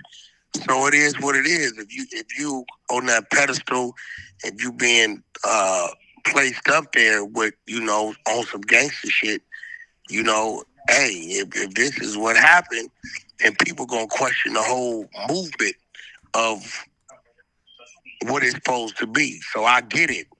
Remember, to the side of Crips is Bloods, to the side of Bloods is Crips. So, GD's got an opposition. You get what I'm saying? Yeah. So hold on. GD's, you get what I'm saying? Do you think this? So I don't know where your angle is. Do you think that 1090 Jake put out fake work, or you just think, hey? No. I think 1090 moved based upon the newspaper articles. He went and found other newspaper articles to support the original one that was out. So what I did was wait. So Wack, you're not down to stand on the idea that he's not a snitch. You're just saying you don't have the right work to call him a snitch. Yeah, I'm saying as of right now, yeah, what you guys are basing it upon, it's not credible. Well, it's credible, but we don't use newspaper articles in place of court documents. We watched the mob control the newspaper articles for decades. Like, they'll make it say what they wanted to say. Now, is the newspaper article a lie? Could be. Is it telling the truth? It could be. 1090 already has one angle, but I know him. He's like, it's a 50% angle that still won't prove whether Larry Hoover did or didn't. It'll just shed some light on the individual. I think he has filed for all those court documents, and he's waiting to get those, and then he's going to come in, and he's going to come at me or come at the situation. Okay, so let me ask you a question. If you get proven that there is paperwork that Larry Hoover told authorities who shot him, will you apologize to 1090 Jake? And also, well, it's not about an apology. It's about me. It's me will making. You look at Larry Hoover like he's a rat? Because I'm gonna be honest with you, yo, what I've seen on the internet, the GDs are saying, y'all better shut up about this man, because we'll go slide on him. Well, we don't. Ain't nobody's worried about that. Nobody cares about what people are saying we better do, because at the end of the day, if I slip and fall, they're going to talk about me. If some work come out on me, they're going to talk about me. That we don't give a fuck about none of that, right? Me personally, again, I've been standing in the position of defending Larry Hoover since he came out. You know what I'm saying? I've been defending him. I've been debunking it, right? If me and 1090 was on the same side of it, this shit would be going a whole different way. And I know 1090's approach. I know what his response is going to be. I know why I haven't heard him respond. He could respond now with something that I know he have, because I haven't. You know, it ain't that I'm in the blind of everything that's going on with it. You sound like a politician. Is Larry Hoover a rat or not, man? Like, come on, bro. As of right now, we can't say he is, because we don't have those actual court documents. Wow, right, you talking like a lawyer. Hold on. Could you say either way definitively? Would you put your reputation on the line that he's not a rat? I don't put my reputation on the line for no man or woman about telling if there's a court situation in until I read the court documents. I ain't like these dudes that say, based upon who he is or who people say he is. Because let's be real, 98% of the people we hear talking about Larry Hoover ain't even met Larry Hoover. Larry Hoover been in jail longer than they've been living, right? They don't even know the man like that, right? But what I'm saying is, I do know it was a real situation. Dude confirmed that. The shooter confirmed that. I do know somebody got shot. So if the word come out and it says Larry Hoover told, will you call Larry Hoover a rat, just like how you call Big Meech a rat? Well, the work is going to call him that. Okay. But if the work says that, will you adopt it and stick by the work? I don't never go against the work act. It is what it is. The truth could never be considered disrespect. But right now, my whole disposition being, you're talking based upon a newspaper article, not a court document. Now, the minute a police report, a court document is there in front of us, let me ask you a question, though. If that's what happened, then that's what that is. Wait. Yeah, but if you're saying, okay, the newspaper could lie, why can't the police lie? You can't base upon a newspaper article. Yeah, but why can't the police lie, though? Well, a court document is, if you're in court and you giving a statement, and yes, they can, but if you giving a statement and in a police report, it wouldn't be at court at that point. Could you use a police report to say somebody is snitch? Because it looks like that newspaper article was quoting a police report, but it's and the police could lie. No. They're not saying that's a published police report. This is just them reporting.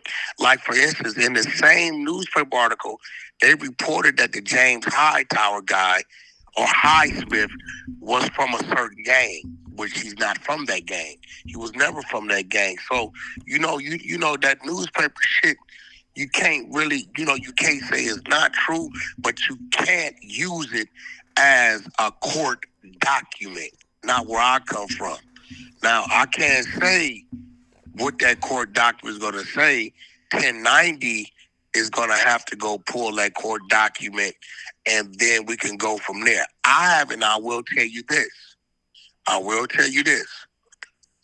I haven't attempted to obtain the court document personally, right? And why I haven't attempted to obtain the court document is because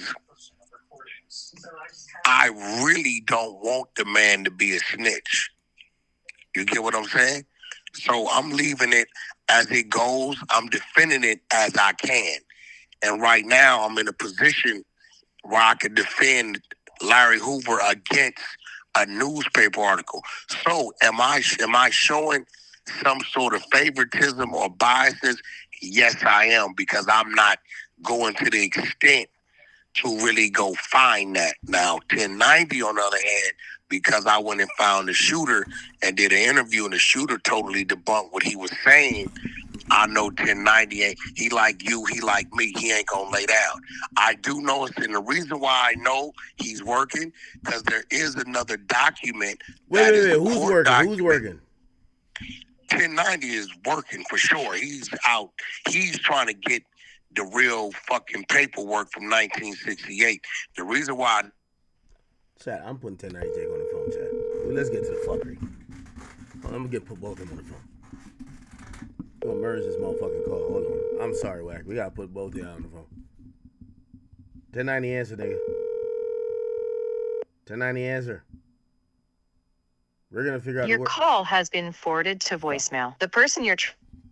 Right, I respect his hand as I respect yours, Act, when it comes to us digging.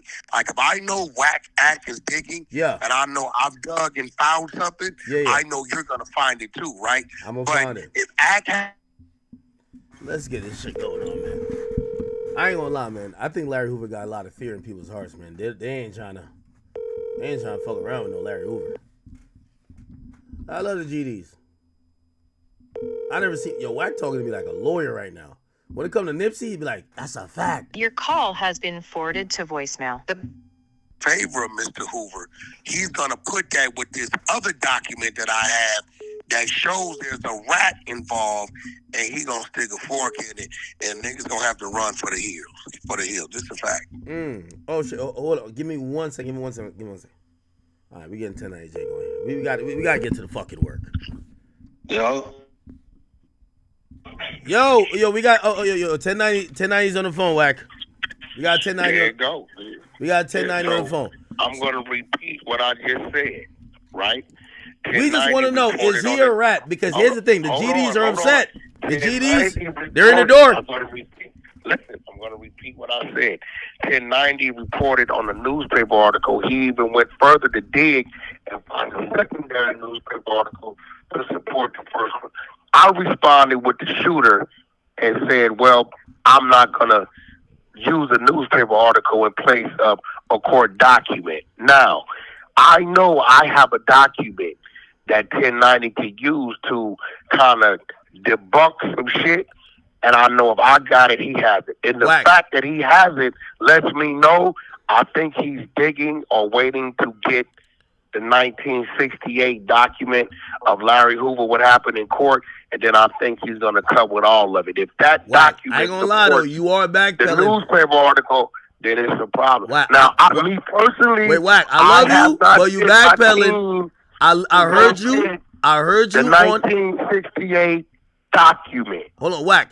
I love you, but you backpedaling a little bit. I heard you. I'm not backpedaling. I heard you on Clubhouse, and you basically reamed out 1090, basically saying that, yo, it was, you didn't say he got fake paperwork, but you were saying he jumped the gun. No, he don't got. He's basing it upon a newspaper article, right? But I know he has some real paperwork based upon something else, and the fact that he hasn't come with that lets me know that nigga don't want the short clip. He's waiting to see if he's gonna turn that into an extended clip. So if he goes and pulls court documents and supports a newspaper clipping, everybody's gonna have to take a seat. Wait. I know what he's like now. But Wack, if you're admitting that he has some type of work, you're basically admitting that Larry Hoover's a rat. Is he a rat or not? The court document he actually has isn't necessarily on Larry Hoover, but he could use it if he want to right now to kind of discredit what I use to clear Larry Hoover. Wait, let me ask you a question. It's just to do it lets me know he's just working to get it all. Let me ask you a question, because I'm gonna be honest with you. When it came to big meats, niggas violated big meats in 20 seconds. No, I had Is there some type of fear about the gangster disciples, the reputation, and Larry Hoover? No, it's no fear. Because I've never seen people jump on 1090 who usually when he's saying something, he'll roll shit out in faces. We've seen it with Boston Rich. 1090 knows. By the way, 1090's on the phone. 1090, you here, bro? 1090 knows that if they find anything on him, they gonna light his ass up, as is me, right? Now I'm gonna be real with you, right? Could I go dig and look for the document? I can't. Have I? No. So this is kind of my way of showing a little respect to the old man. Now 1090 doing something he shouldn't be doing. No, not at all. He's being a journalist, and we ain't discriminated against anybody else when they can't anybody fucking else. So no man is bigger than the program. It's how he's coming, right? And he ain't wrong for that. I know what his play is, right? Because he hasn't responded in the way that I know he could have responded. I know he had something he could have responded, and the fact that he hasn't, he said, you know what? I'm not going to hit him with lunch. I'm going to hit these motherfuckers with the whole kitchen sink. But that's the determining factor of that is when the 1968 paperwork actually comes back to say what really did and didn't occur. Hey, wait, 1090, are you on the line? Yeah, what's up? Yo, let me just ask you in plain words, because Wack just gave me the longest Johnny Cochran message. No, I'm telling you what is the guy a rat or not? Right. I look to y'all I look to the Hunter side and the exposers and 1090. Who got the work? Is he a rat or not? No, at this point, he can't stand on it based on a court document because he doesn't have that. I know what this crazy motherfucker got. He could respond, and I'm telling you, the fact that he has not responded in the way that I know he could, based on something to kind of talk or discredit something, I think he's waiting on that to just take a fork in the whole situation. I hope it comes back in favor of Larry. But right now, I know what he's doing. I know if he knows me like I know him. Hey, 1090, since we have you on here officially, because I'm going to be honest with you, and I've seen a lot of people send me this, and they says your reputation, I think you went through this before where your reputation becomes in limbo because people are wondering if you're either jumping the gun or you're lying, right? Nah, I wouldn't say his reputation. His reputation. My reputation can't be in limbo because people have favoritism. There we go. Right? Talk about it. So the thing is, they're talking about now. Slow down. My reputation isn't on the line in this situation, right? So, Wack, where did this shit start from? Who was the one that originally posted this? Because people. It was an app called Squid 8 from Chicago. Right. So Act. Yeah. This hit came from Chicago itself. It didn't come. Somebody from Chicago. So you didn't conjure this up? No, not at all. Man, somebody from Chicago did this, and somebody from LA sent it to me and said, "Hey, is this shit real?" So what I did was I looked into it. I found articles saying the same shit as whoever from Chicago posted it, right? That was a Chicago blog that posted that. So that came from the city of Chicago. The reason they not putting a face on it is because they know what comes with it. That's the same reason James Highsmith isn't going to speak against Larry Hoover. He still lives in fucking Chicago. Really? Now, Now, what I ran, the content I ran, the interview I ran, it was a great piece to protect Mr. Hoover. But was it factual though, Wack? I know you would have run no fake content. The guy who said Larry Hoover never told on me. Here's the thing. I am not this individual. These men are in their 70s. All I can do is go over that newspaper clipping and ask him, was it factual? What does he account what happened that day? Which is up on my page, right? So I let him answer. But what I'm telling you is one thing about it. Like when you got two motherfuckers at the chessboard, we kind of know what each other's up to based upon our movement and based upon the moves he hasn't made. Then that lets me know what 1090's up to. So, right? Wack, I'm gonna ask you again. If 1090 come with the work, and it shows that Larry Hoover may have done such, will you stand on the Hunter side and say, hey, despite me having a conversation with the man who claimed, Larry Hoover never told on him, the work says otherwise, and Larry Hoover is a rat. Will you say 1090 can answer that. I'm always going to go off to work. He know that. So, hey, Wack, let me ask you, right? Because you just said you're always going to go off to work, right? Yeah, I'm going to go off to work. If you because you don't live in California State Prison, so if word comes out that somebody snitched, right? And you go and ask the person that did the shooting, is what he says gonna matter? Or is the paperwork? No. The paperwork is gonna call the last shot. Because the shooter can get paid off to say anything, right? Well, people can get paid off. People can get intimidated. People can be persuaded. Right. So, now let me ask you another question. Watch this act. You got to remember, and the world has to remember. But you gotta know, because if it was the me and your thing, and we was reading the same way, we know we're gonna whatever you find, I can find, right? So I'm telling you, based upon me knowing 1090 and how he moves and knowing what I got, I'm assuming, right? And actually, I'm not gonna assume. I know he has a certain document and he just hasn't used it. So when I ask myself, well, why hasn't he fired the shot? I'm saying he's waiting to get back those 1968 documents. So I'm going to ask you, 1090, is there a certain document that's in your possession that you could have responded with, but you haven't yet? Absolutely. There you go, Ack. I'm telling you, like, nigga, we chess players. I know. But since we chess players, right? Let me ask you a question, right? What's up? You Pyru. If you hear one of the big homies in Pyru got some shit on his name, are you gonna wait for me to go get it, or are you gonna go get it? Oh no, I'm definitely gonna go get it. So why the GDs ain't going to the Chicago courthouse to prove that Larry Hoover ain't got no fucking paperwork? You want me to answer that question truthfully? I want you to answer that question honestly. For the same reason that I haven't. They don't want it to. You feel me? Well, I'm gonna be real. Like in this world, and I'm gonna keep it real and act. I think you would understand this shit.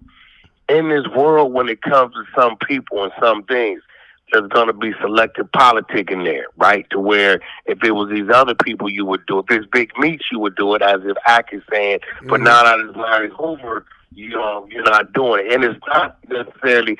Some situations could be out of fear, which is what 1090 is suggesting with James Highsmith. Maybe he changed his story out of fear. And I'm gonna be real. I'm just saying, if 1090 pulls that paperwork from 1968 and it's not in favor of Larry Hoover, that other piece that I know he probably has, it's going to blow the doors off of everything. It's game over at that point. I know if I got it, he has to have it. Hold on, Wack. I know if will you talk about him like how I've heard you discuss Big Meech? that he's a rat bastard if the paperwork says that, or will you give him the grace? Because here's the thing. I think that, and I think some people, and 1090J could even jump in. Some people are saying, bro, he's in his 70s or 60s, whatever. I don't know how old he is. That doesn't matter. That don't matter. Some people have been saying that to say, come on, man. Bro, come on. I'm kicking 50 in the ass. I got kids like he got kids. I got a reputation like he got a reputation. 1090 gonna feel the same way. Nobody really that got a set of cojones is gonna give a fuck about that. They gonna read what's on the work. Oh wow. Well, at the same time, it's like there's a level of importance to shit like this, because I don't even think you can tally up how many GDs have died behind this shit, right? And what I said in my video was this would be considered breaking the code by any standard, but what about the person that wrote the code? Now I heard so you people say were saying, oh, this was the 60s. That didn't matter back then. What you mean? Almost every gang is based off of the mafia. The mafia was the 20s, 30s, 40s. Hey, by the way, real quick. Here's the thing. Wait. 1090. The hypocritical shot. How many people was eliminated based upon based on the order of the words of that man? See, that's what I'm saying. So it's like you got all these dudes, right? Because this man was 23 and went to prison in 1973.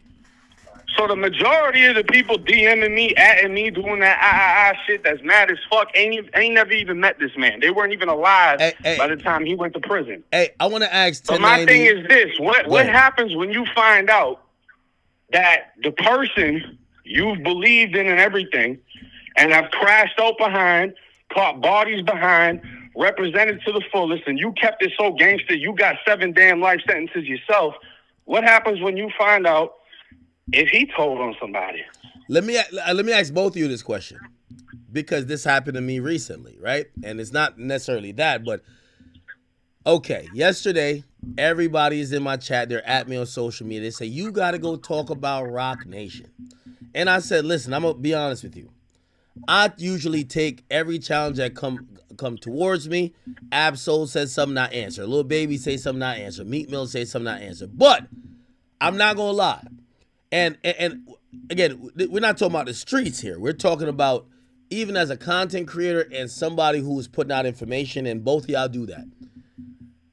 When they want me to go against Rock Nation, I said, I got to pick and choose my battles wisely, because nobody else will go to Rock Nation. Y'all trying to send me to go get my head cut off. Let me ask you, 1090 Jake, you have all this information, or sometimes you get it, or you look into it and you see what it is. You probably have a barometer of like, people ain't gonna like what you're gonna say if it doesn't go as the narrative they're gonna want to receive.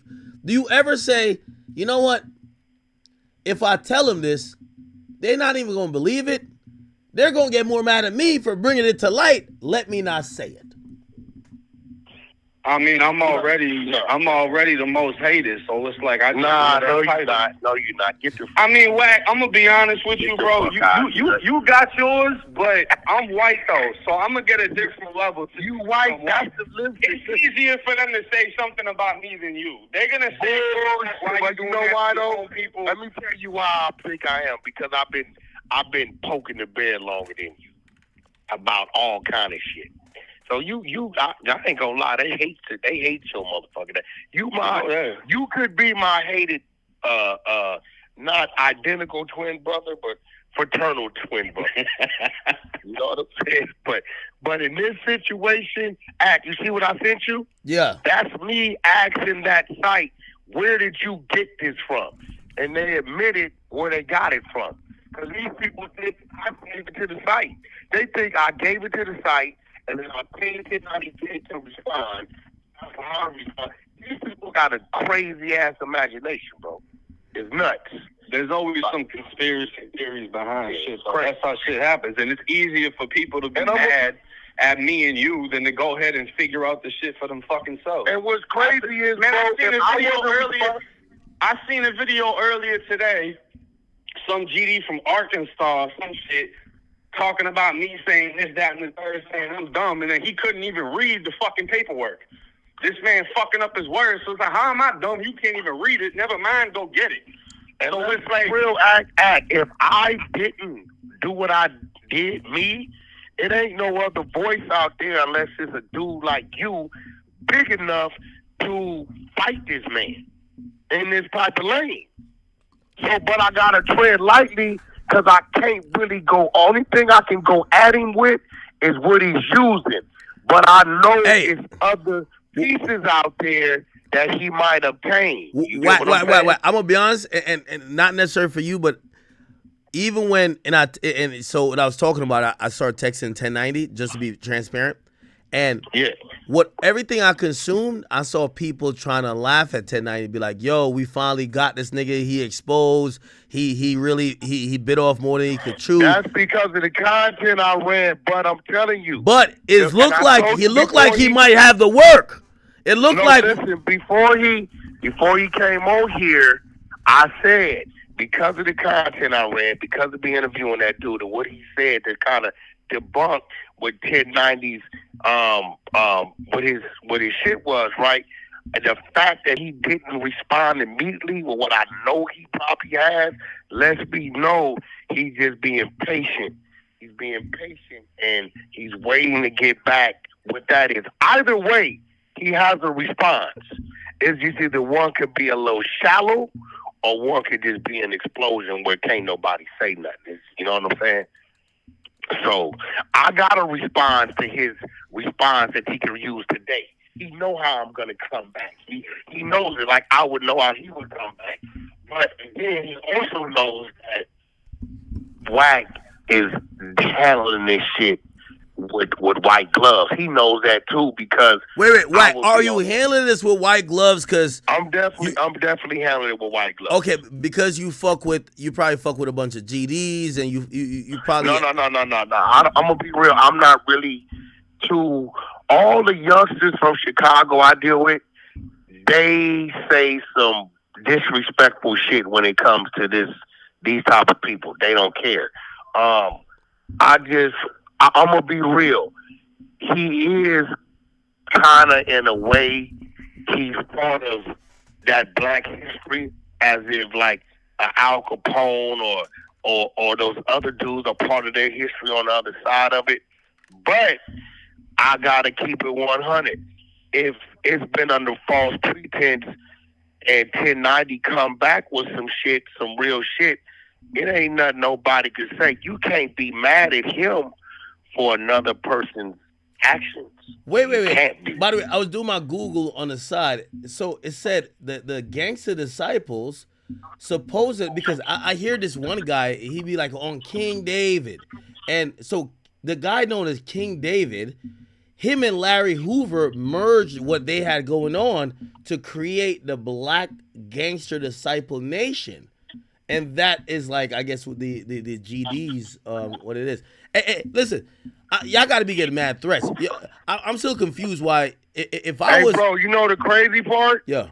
I'm getting the same threats 1090 is getting, and 1090 will tell you, I'm fighting for the brother.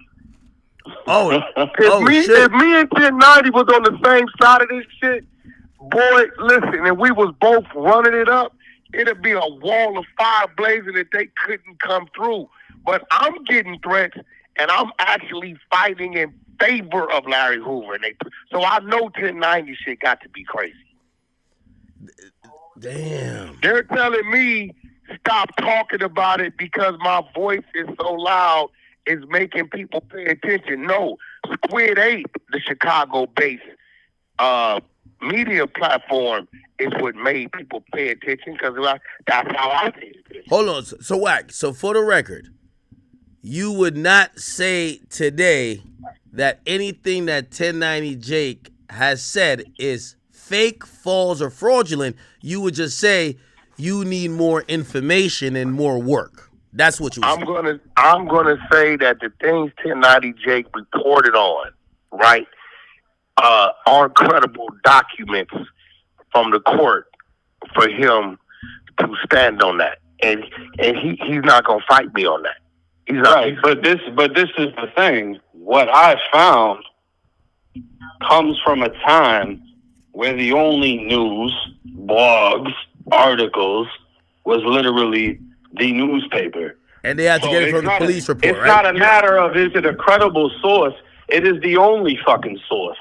No, it's not the only source because other source is the courts. Right. But this opens the doors to where, okay, the next move is going to the court. Yeah, it opened the door to conversation and debate. And that's all we've had so far is conversation, because what I said in my video is by all street codes. If this is true, now 1090 that makes gonna him believe. right. There's not a rapper today that if he told the two people that shot him, he wouldn't be labeled a fucking rat. But the thing is this, Chicago, you have to go to the courthouse in person to request documents. So you're telling me the thousands of GDs in Chicago that literally fucking pray and say this man's name before they go to sleep, none of them want to go to the courthouse and go get this shit? Oh, shit. Well, you would think that they would want to go there to get it to clear him.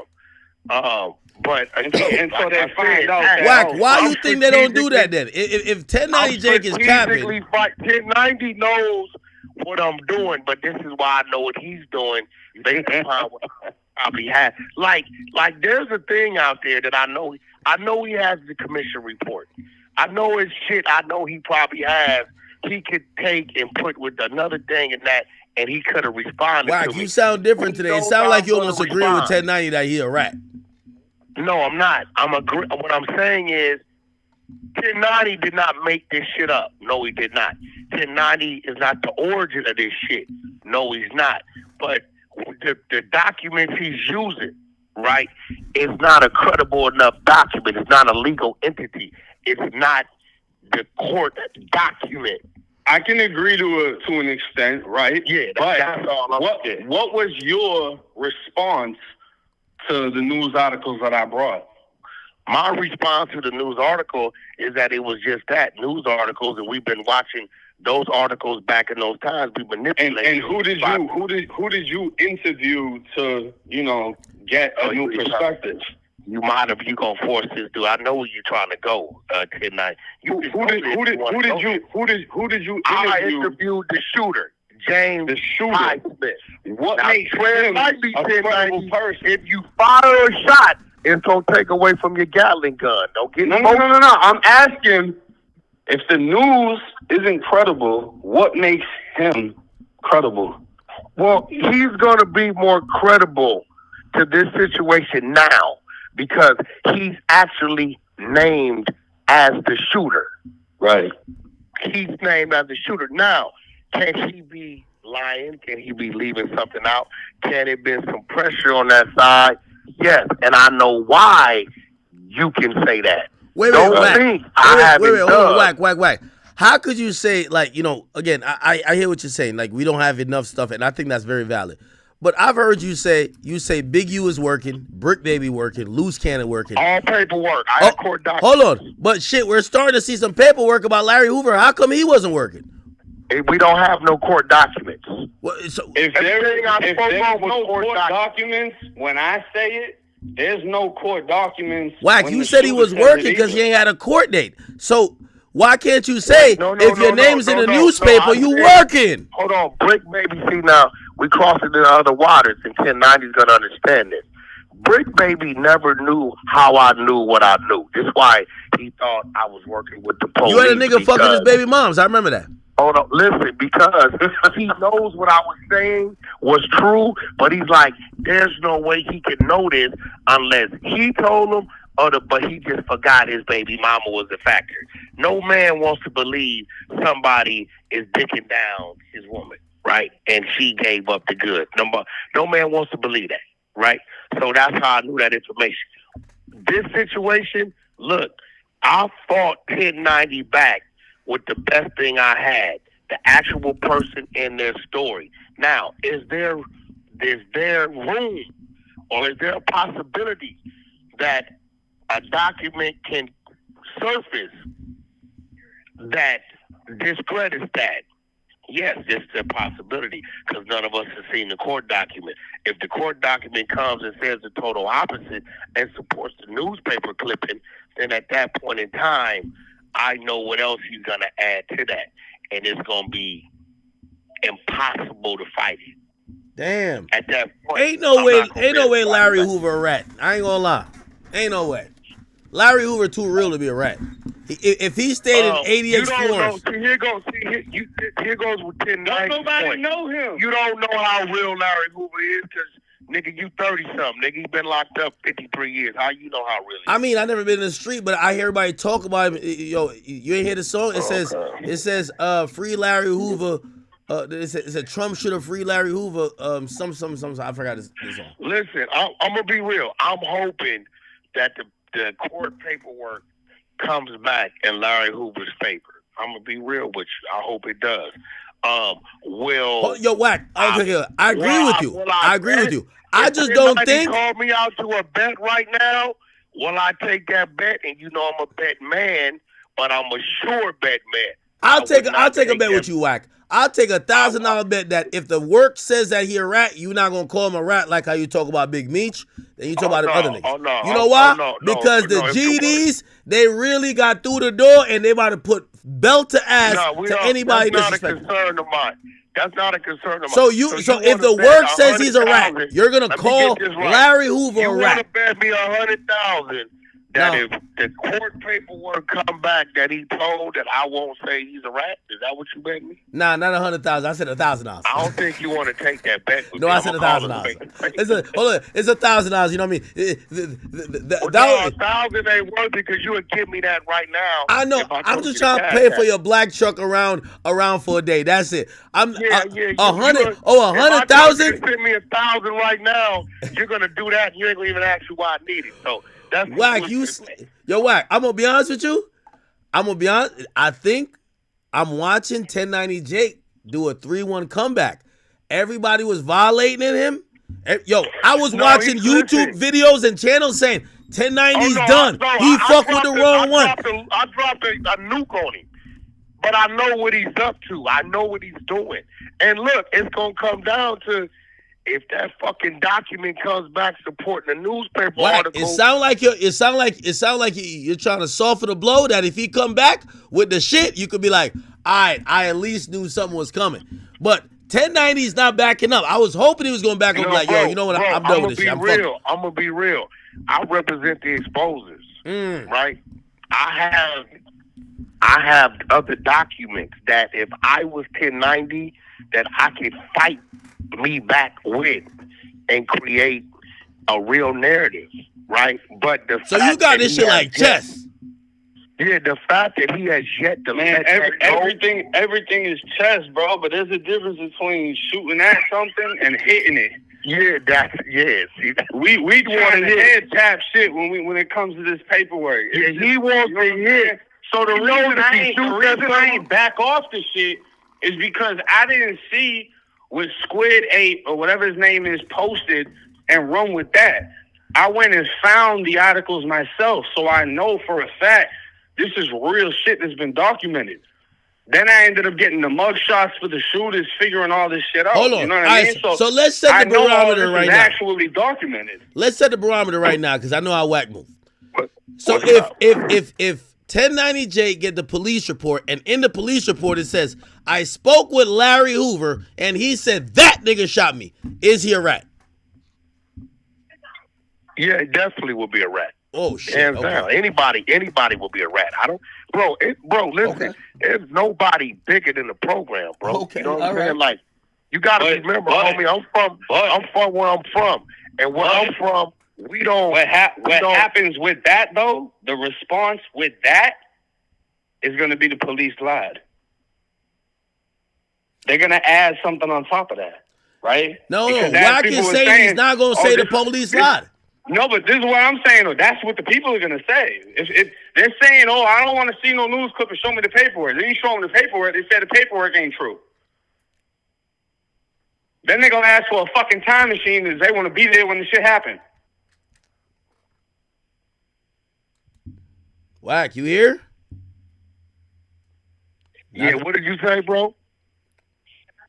He said R&B act, you know, I'm in check, bro. So no, I know. Shout out to the Queen R&B, but basically what 1090 Jake said, he predicts that once he provides more evidence, y'all gonna move the goalposts. Y'all gonna be like, well, no, I'm gonna be real. Listen, the police lied. For the first time, I already know he has something he can respond with, but he's not, because he know how I'm gonna respond to that, right? He's not trying to take a shot. He's looking for the kill shot. If he gets that piece, right, it's nothing nobody's going to be able to say, because then the piece he has now is only going to really just put a fucking fork in it. If he gets some documents that supports that newspaper, that court document, and he has what I know he probably has, it ain't nothing nobody can say. People can't look at me like I was wrong, because the fight I'm fighting is saying you can't use a newspaper article to have the same validation as the minute orders or police report from a court document, right? What he has, he can fight my last interview with and call speculation. But in the fact that he hasn't done it, lets me know he's looking for the headshot. He don't want to take a shot. He know I'm good at what I do, like I know he's good at what the fuck he does. If he fires right now, he know how I'm going to fire back. What I'm going to do is, the planes send those little things out to, like, okay, let the missile hit one of those. I'm going to send those out. Wack, have you talked to Larry Hoover since he's been, his sentence got commuted, or not yet? No, I've never talked to Larry Hoover. I've talked to his son once or twice, and I was in the middle of all that Larry Hoover footage that's never came out. Maybe hold on. 1090. Are you worried about Jay Prince getting involved? Because Jay Prince was involved when Wack. Now 1090 might be a little scared of Jay Prince. Oh, I think shit. He might. Oh no. Okay. I mean, what is Jay Prince gonna get involved? Is he gonna just go request the paperwork? Well, Jay Prince got involved when they thought that Wack was the reason why the footage didn't get crossed over, and Wack said it was a business deal. I'm just here to make sure it goes good. But they were trying to blame Wack to say Wack was doing some underhanded tactics to keep the old man, quote unquote, Larry Hoover in jail. So now, if he's like setting up for maybe trying to get a pardon from the state, he just got one from a commutation from the federal government. Got a nice ass.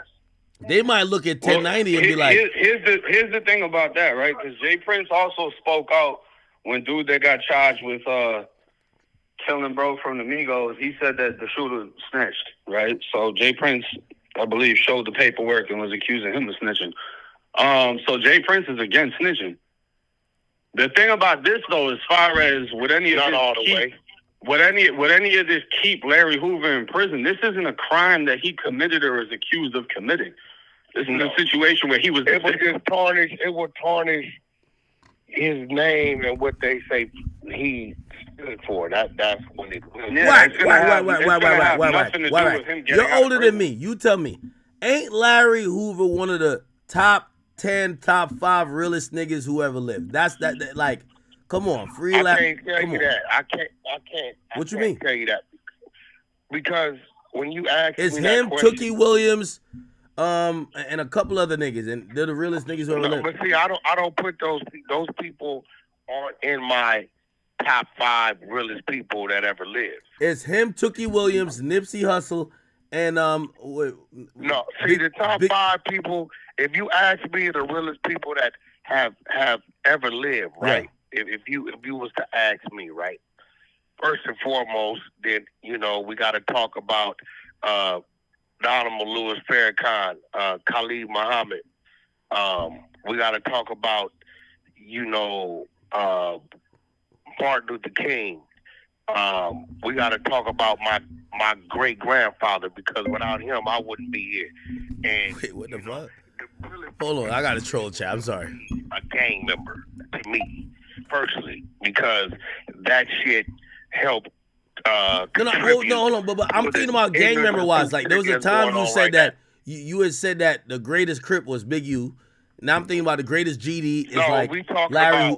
about street dudes. Yeah. Well, yeah, we was comparing Big U and Monster Cody, right? But when you talking about realist, No. We talking about real street dudes. Like they held it down, always kept to the code. Okay, So we talking about Monster Cody, Big U. We're talking about Larry Hoover, and who else?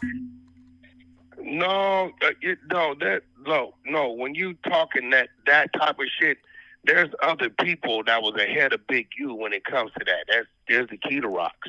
No, but you did say he was the biggest crip one time, Wack. You did say that, bro. No. I said when it comes to him and Monster Cody. Oh, okay. Right, okay. the comparison, yeah, because you had one dude that wrote a book and influenced a whole bunch of people, you know, for whatever reason, and then you had another dude who came home, did a lot of time, and was able to do what he did, as we see up until this day. But I would say he definitely had an impact and influence. He's probably had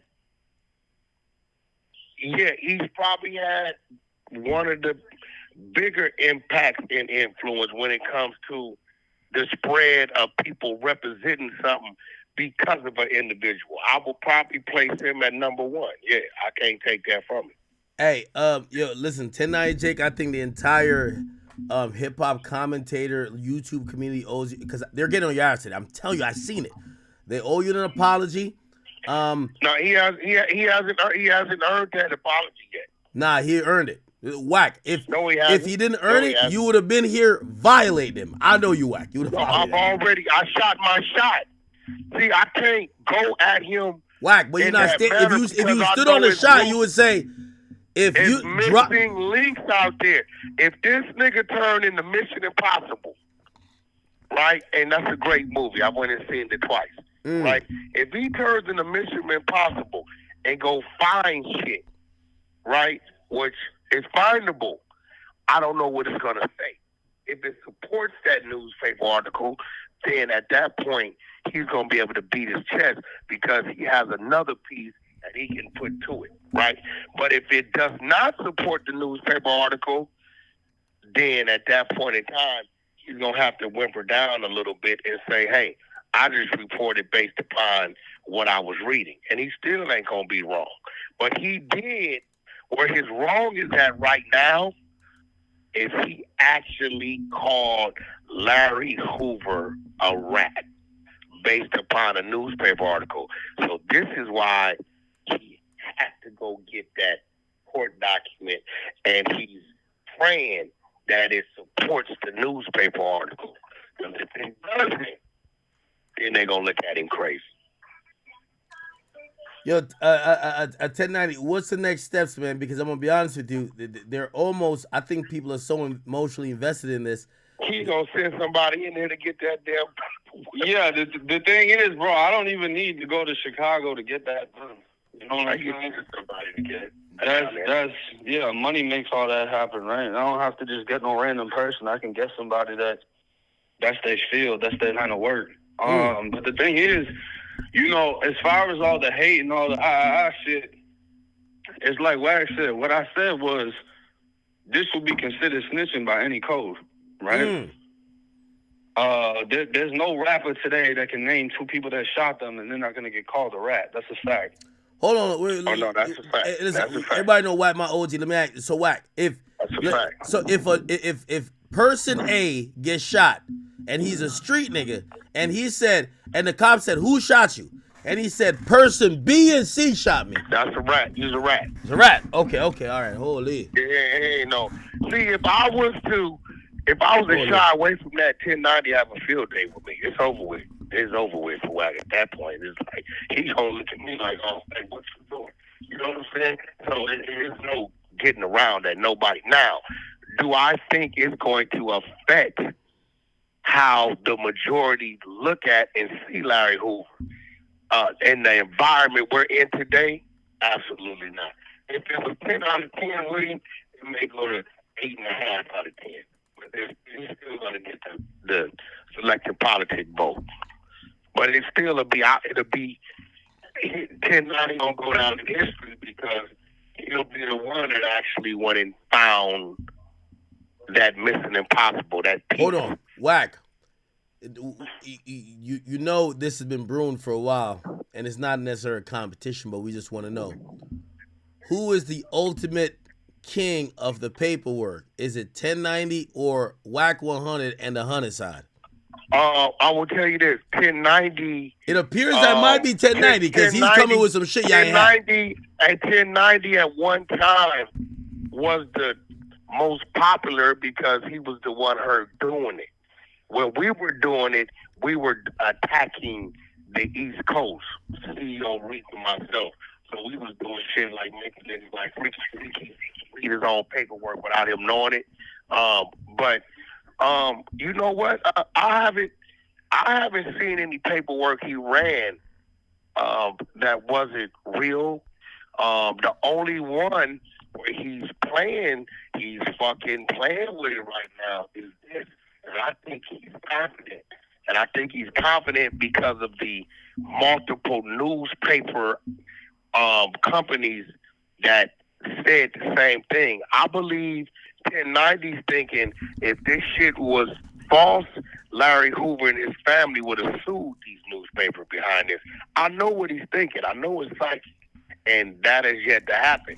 Because I would assume if the newspaper come out as is World Star Hip Hop and LA Media ran some shit on me that was false, I sued them for slander and defamation. I filed lawsuit. Right? So, Wack, one thing I do like with you, you respect a formidable opponent. When you beefing with like niggas who ain't shit, yeah, you violate. The minute you don't acknowledge a respectable opponent, the minute nigga you gonna lose. I vote with that. I could tell when it comes to 1090, you could have just clearly said this guy's a liar, he's a fraud, he don't know what he's talking about. The minute I do that, right, I know that this whole dive is incomplete. We've been in shallow waters, right? Was I able to show enough in these shallow waters that it may not be? Yes, I have.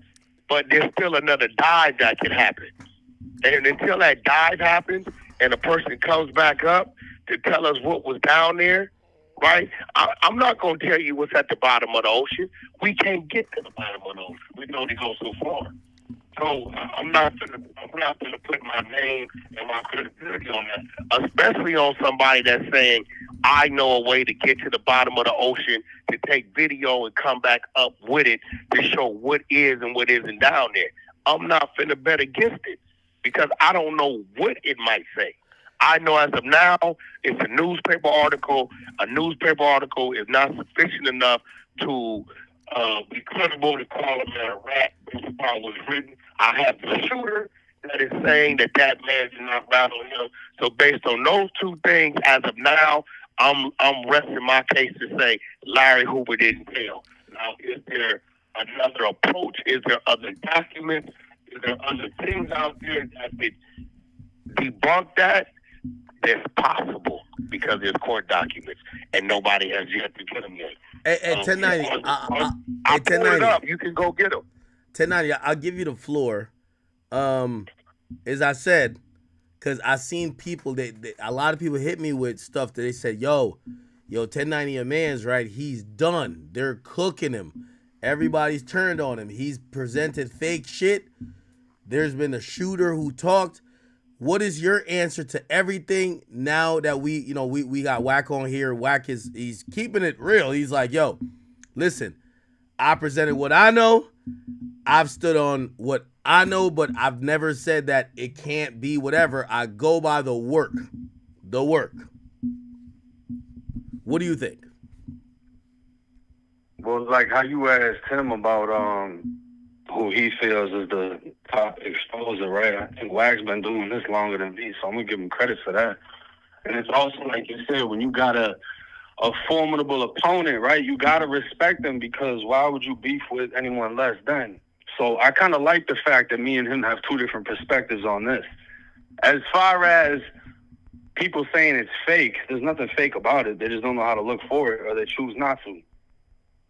They don't like it. That's what they should be saying. They shouldn't be saying it's fake. They should be saying, I don't like this.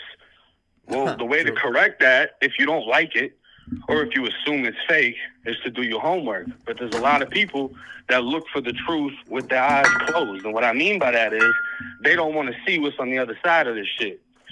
So as far as everything I've produced, you know, nothing I've produced is fake. This came from the Chicago Tribune, which is the biggest newspaper in Chicago, which is still active to this day. It's just a matter of confirming everything and diving deeper, like Wack said. And I gotta keep it real. You're right, because I haven't sent my team out to get it because I really don't want to see what's on the other side of it. Why not? And why you don't want to see it? It's kind of like people enjoy the myth more than the truth, right? People enjoy the facade more. I don't than even what think it's something a facade. actually is. Like, for everything I heard, they said Larry That's Hoover. why I say you never want to meet your I'm hero. just gonna say it. I'm gonna say it. You're not gonna say it, Wack. If I didn't listen, there's a document out there that challenges the credibility of the shooter. And because I've read what I've read, and I know he probably has it, I know it's a strong possibility that that paperwork may come back a little different. Wow. Chat, give me 2 seconds. Now, I don't know You move. the paperwork I have that challenges the credibility of the shooter is from many years later, 78, 88, like 24 years later, right? But there's paperwork that, see, right now, 1090 could challenge the credibility of the shooter.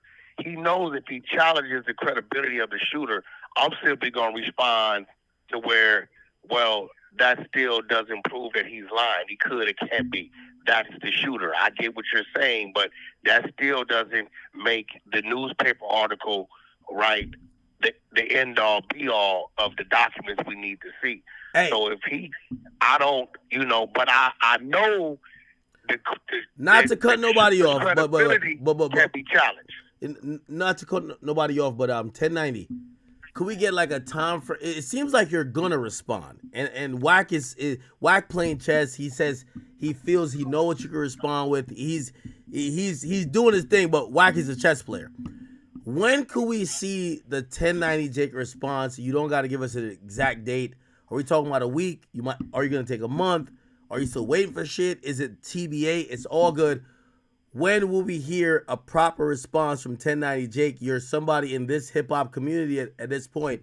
You know, we have the Wack 100s of the world. We know what he does. You have the Mees. You have the Vlads. You have the Adam 22s. You have the Art of Dialogues and all these other people.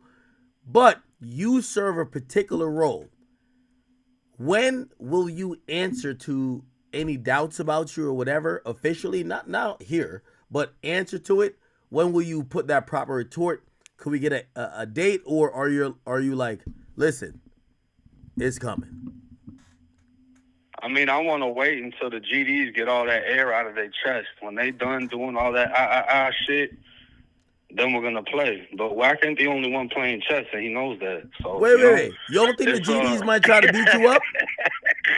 Huh? You know the GDs is in the door. They might try to beat you up.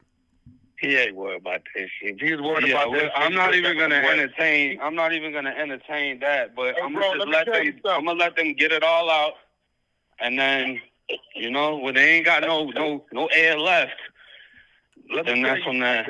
When you entered the realm that I've entered, 1090 in academics, even you yourself entered, and you was in a dangerous place some time ago when you was kind of the king of the Chicago shit. Hey, Wack, wait. I gotta correct you. I'm always in a dangerous place. Okay, the thing is, here's the thing. And this is why all three of us.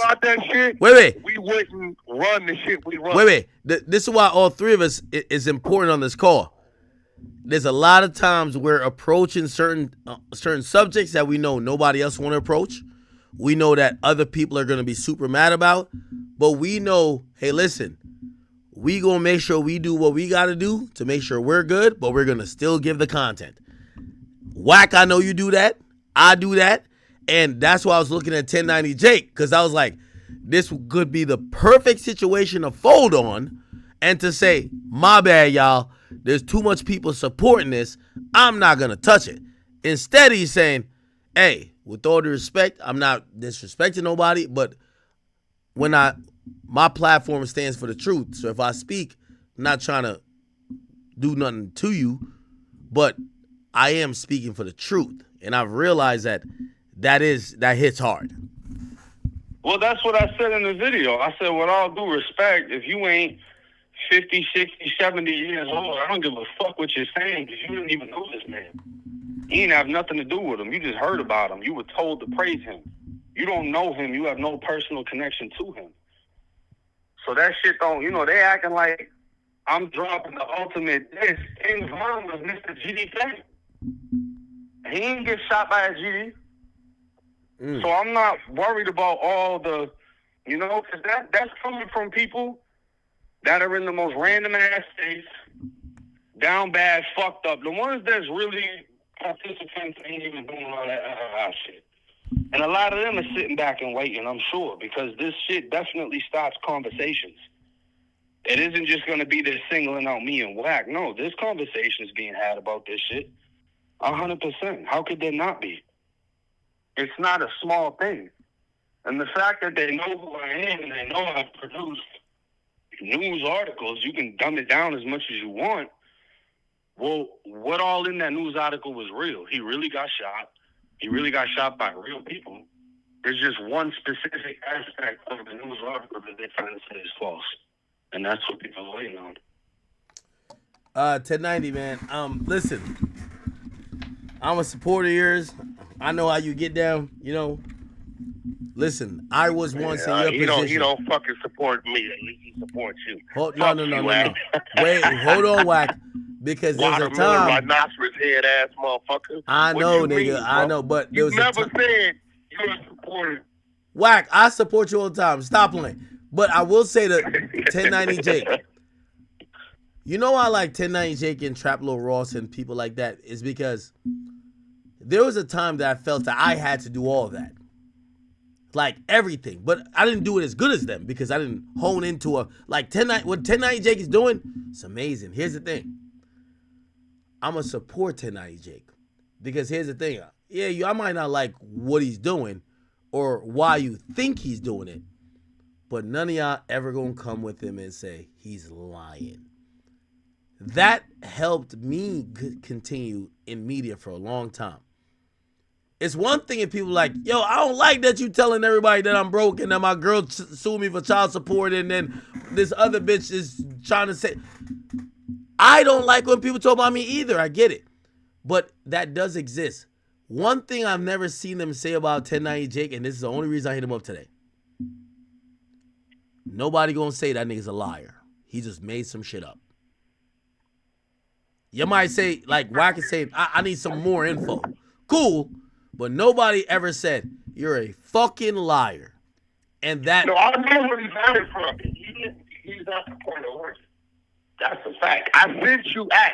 That's me and those people DMs, and they're admitting to me where they got it from. That's a Chicago-based situation. You got it. I sent it to you on screen record. But there's a reason why nobody in Chicago is putting their face on that. It didn't originate with us. That's the thing. There's a reason why they're not going to put their face on and speak against Larry Hoover. There's a reason why James Highsmith is not going to speak against Larry Hoover. I think Wack should mind his business because if the Chicago niggas won't speak up, Wack, don't get in more trouble by or not even trouble, but it's no need to create enemies when, like, this is what I said about Rock Nation. Hey, bro, I'm crazy. Listen, I'm glad you said that. Don't that sound crazy? Is that niggas is mad because I'm defending the man. I'm going to be real. Ain't nobody else out there unless it's you act that could go nose to nose with 1090 about this type of shit. He going to eat you up. Yo, here's the thing. People don't want you to talk about it, period. And that's here's the thing. It's being talked about. So because it's being talked about, I chose to take the position of defending the man. Straight up. Even if I don't defend him, it's just going to be people attacking Larry Hoover. So it's going to be talked about. You're right. So I said, you know what? Let me see what he got. I see what he has. Okay. let me take the position of defending Mr. Hoover, right? And they still mad. But guess what? They're going to have to be mad. Because now I'm out there in the water, and it's what it is. But if 1090 comes back with if he comes back with something from that court, 1090, if you ask him, what's Wack response going to be? He going to tell you what it's going to be. There ain't no response. I can only defend based upon what I'm seeing. If I see some shit I can't defend, then I can't defend. Makes all the sense in the world. Hey, 1090 Jake, bro, I appreciate you coming on here, Wack. Love you always. Oh, you appreciate 1090. Wack, I call you at any time. You call me at any time. I was just on Clubhouse 5 hours for you. It don't matter. 1090 don't come on. Like, let me tell you this. 1090 is like a sniper. I know he sits back. He does his thing. He doesn't really come on and just hang out and whatever.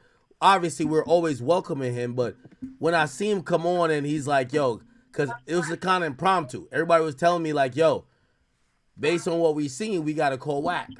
And then we're like, well, I thought, let's call 1092. But I know, by the way, he ain't scared of nothing. But I don't bring him on here all the time. Man is busy. He got a lot of shit.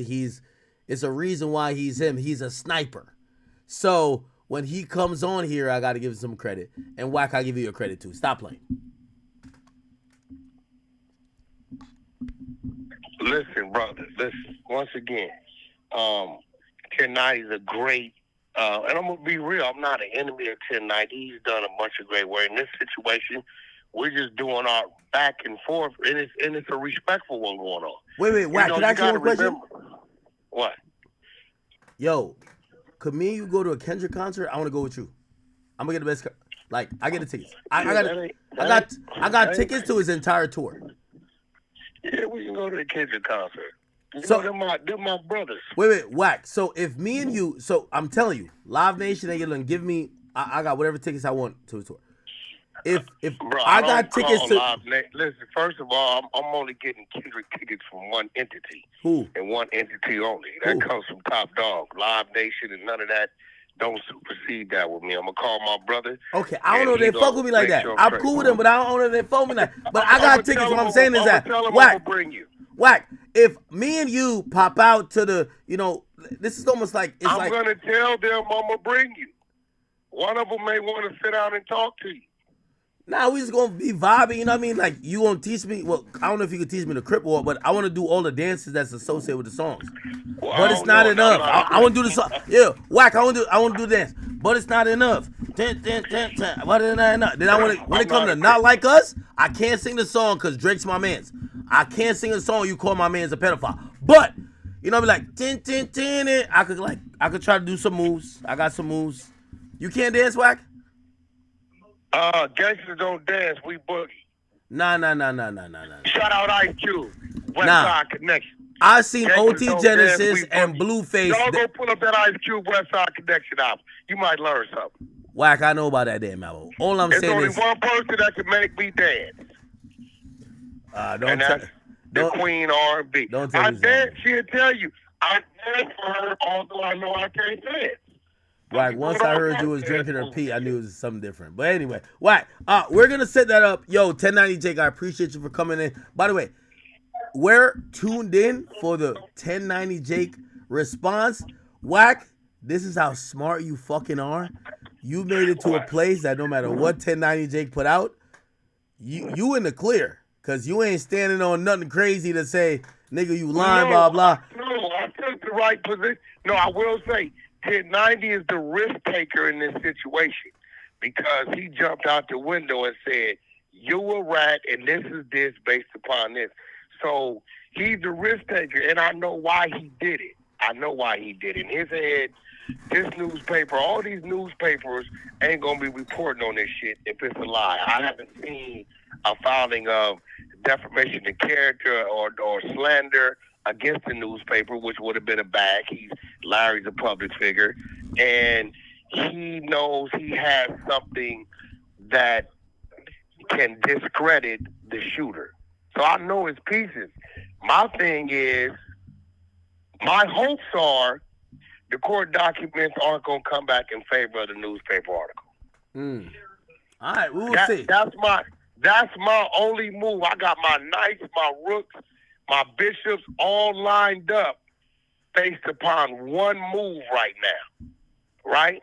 And if it don't come back, it's checkmate. If it comes back, it's not only checkmate for him, but then at that point, he's going to slaughter everything on the board with that other piece of information that he's probably holding. All right, we're going to leave it here. Yo, 1090J, thank you for even answering the call. Wack, you my brother. I know we talk all the time. I be calling you at weird times. You be like, you still answer, so I appreciate you. I don't give a fuck. Listen, look for me and Flacco's going into business. We'll be making an announcement in the next 3 to 5 days. All you up-and-coming or struggling or new YouTubers or bloggers or artists that have created and designed something just for you guys, I'll make the announcement right here on the Academy when I can do it first when we're ready. But in the next 3 to 5 days, we'll be making an announcement. So y'all get ready. Everything what y'all been waiting for, what y'all been wanting us to do, we're about to do for you guys. Get ready. As long as you're prepared to invest in yourself, we're going to give you the right investment. Appreciate you, Wack. Appreciate you, Chad. Follow the Queen, R_ANNB. Follow the Honey Show. And subscribe to the Honey Show on YouTube. Subscribe to 1090 Jake. And we're going to keep this battle of the paperwork going. All right, that's it. All right, I'm out. Yo, 1090 Jake, thank you, by the way. I don't know if you're still on here. Thank you. Yeah, for sure, bro. Appreciate you. You know, obviously, anytime you can hit me, you can pop on here. But you know, we also look to your channel for you to give a qualitative breakdown. And I'm glad you came on today because I ain't gonna lie, I was feeling like a feeling like, oh, they think this nigga was now capping about everything. I think you being on this call, you didn't say too much, but it basically said that Wack acknowledged you ain't capping about shit. It's just that he's waiting for the information to be played. That's how I took it. Nah, definitely. I'm thinking that we're getting to a point where, especially with something like this, that once everything comes together, this might be bigger than a video. This might have to be something that we all actually sit down in person and go over. So when that time comes, we'll have that conversation. Shit. All right. Let me know. People, 1090 Jake, y'all got to go watch End of Sentence. His channel is always going crazy, giving new information, really breaking it down. Really good prepared videos, even if on things you know already, but he'll put in package in a real great way. Also, he gives new information all the time. 1090 Jake, thank you for coming on here. I appreciate you, bro. Appreciate it. Appreciate you. All right. Shay, I had me a little drunk. I had to go get right. Yo, am I alcoholic? I finished this whole bottle. How much is this? I might be alcoholic, Chet. I'm lit. I can't really read it. I'm really not lit. I could, but 200 milliliters? Yeah, 200 milliliters. Anyway, what the fuck is 200 milliliters? Anyway. All right. We're back to the trial. We are back to the goddamn trial. Oh, chat. Yo, I'm going to tell you. Yo, I ain't gonna cap at you. Yo, Drizzy. Yo, Drake, I love you. Drake, I love you. Everybody know I love Drake. Drake, next time you're on tour, you gotta go big on big. I'm telling you right now, I promise you, I gotta say this. Drake, you gotta go big on big because I'm telling you, all the niggas you don't fuck with, yo, they're hitting me like, yo, Ack, here's the red carpet. I swear. You know, this whole time I'm talking to Wack, you know who's hit me and we're talking? The Weeknd. The Weeknd's like, yo, me and Cardi's coming to New York. We're coming to Jersey. We're performing like 3-4 dates. Yo, Ack, you're the GOAT. We're taking care of you. We're doing the most. Like, so me and the Weeknd's like, you could bring everybody in your family, nigga. I'm like, he showed me a lot of love type shit. You know what I mean? So the Weeknd's like, yo, come through. Me and Cardi performing. I didn't even realize they performing. Look, hold on, let me go to another tab. Type shit. The Weeknd Cardi tour. I didn't like they. So now it's in June type shit. Know what I mean? Y'all know I'm in Jersey. MetLife is in Jersey. That they're gonna be there the 5th, the 6th, the 7th. Yo, weekend is like, act. You're family. I love you. I watch you all the time. By the way, the last time I talked to the weekend, he was telling me some shit like, yo, this is why we miss you and Joe Budden. But yo, I was texting him just now. He's like, yo, act. We love you. Whatever you want. Hey, act. You don't even got to ask me. I'm putting you in my assistant. It's good. It's green light. I'm like, oh, Lee. I'm sorry. I got to be honest. Drake, I'm telling you this now because I'm telling you, your ops is like really, they're trying to like, it's like they're trying to show me like, yo, act. We fuck with you. That nigga don't fuck with you. I'm telling you. So I'll play my hands. I'll tell everybody the truth. They're trying to do that. Now, granted, I'm still going to be up in the weekend concert. I'd rather lie than to lose you, girl. I'm going to be up in there like that. Oh, my God. Drunk. I'm sorry. I'd rather lie than to lose. And then I can't wait till Cardi come out. I can't wait for it. I can't wait. Anyway, me and Weekend was talking to each other. Anyway, I'm back. A little bit drunk. Chat, that's cool, right? I love Drake, but come on. I love The Weeknd too. I got to be up at the Weeknd Cardi concert. I'd rather lie than to lose your girl. I don't want to hear Timeless. I don't want to hear Starboy. I ain't gonna lie. I've been to the Weeknd concerts a lit. Anyway. And this shit is in a motherfucking stadium. Okay. Somebody said Drake not fucking with you, dog. Drake fuck with me, man. What you talking about? Drake got my man Grant lit.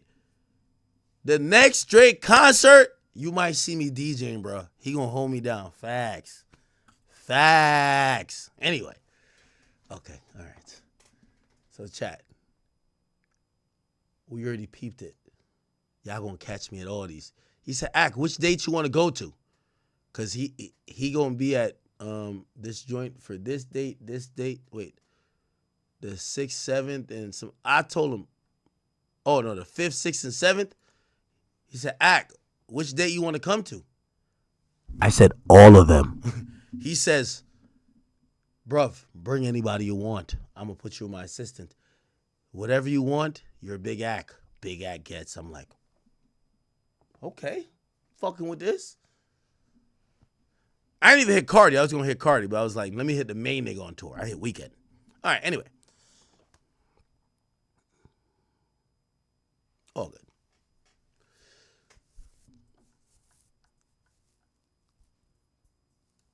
If y'all see me singing my heart out at the Weeknd concert, I am not fake. I'm just up there doing my thing. Anyway, let's get back to the Diddy trial. So apparently, let's go down a little bit. So Garcia says it was contacted by law enforcement. Do you tell the truth? Not at first. Did you get your own lawyer, then tell the truth? Yes. Ayo says no more questions, Mr. Steele. So now we get to realize, chat, Brian Steele is the main attorney. Brian Steele, they have employed him as the pit bull. He's the person that is going to be really fighting for the freedom of Diddy. Brian Steele says, yo, hold up. Sir, you were in a condominium unit with Mr. Combs and others and received double what your boss was requesting, right? He says, yeah. He says, you told your boss you were honest, though, right? Dude says, yeah. Steele says, did you ever ask Mr. Combs for work? The dude says, yeah. Remember, Diddy hit him up later and was like, you good? He was like, yeah, I'm good. He was like, yo, if you ever need work, holla at me. Then the dude wanted work in L.A., hollered at Diddy. Diddy never responded. Steele says, let me show you the NDA, the part that says exclusions. Remember that, right? He says, under NDA, you can't speak. That's my understanding. Steele says, it says nothing prohibits truthful statements in a legal proceeding. Garcia says, I understand that. I see it. Steele says, so that didn't prevent you from telling law enforcement what happened. Because remember, he's admitting that he didn't tell law enforcement the truth at first. He told them the truth later. Steele then says, I have nothing further. The judge says, redirect. Steiner says, NDA, paragraph 4. Could you read it? He says, notify company and allow company to prevent disclosure. So in the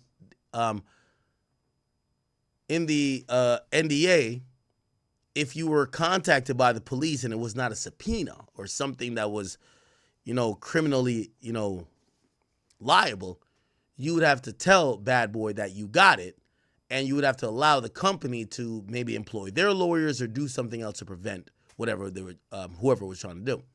Garcia says yes. Steele says objection. That gets overruled. AUSA says nothing. They break. They says no, blah, blah, blah. Okay. So it looks like maybe this is where the break starts. And give me a second.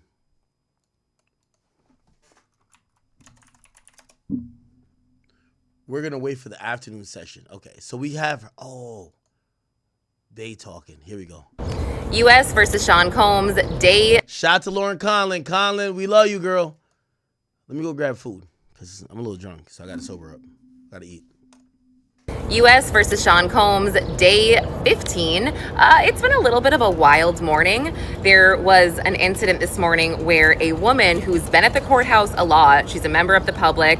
We refer to her as MTA lady because she works for the MTA, and she has been pretty disruptive this entire time, but I guess it's very hard to remove people from the federal building due to First Amendment rights. But she walked into the courtroom this morning when the federal government and the defense were discussing some motions and whatnot with the judge. Out of nowhere, she bursts in and starts screaming, and she's generally screaming about how much, she hates the press. She's been very vocal about this, but she said something along the lines of like, Diddy, they're laughing at you, meaning the press, scream some other things. And by the way, Diddy kind of turned around and he's like his jaw was like on the floor. Everybody was like, what is happening? And then there's 3 federal marshals trying to remove her. She will not move. She's planted her feet and she looks at one of the marshals and she's like, go ahead, use your gun. And then a bunch of the press kind of turned around to make sure, our backs weren't towards whatever was about to happen. But it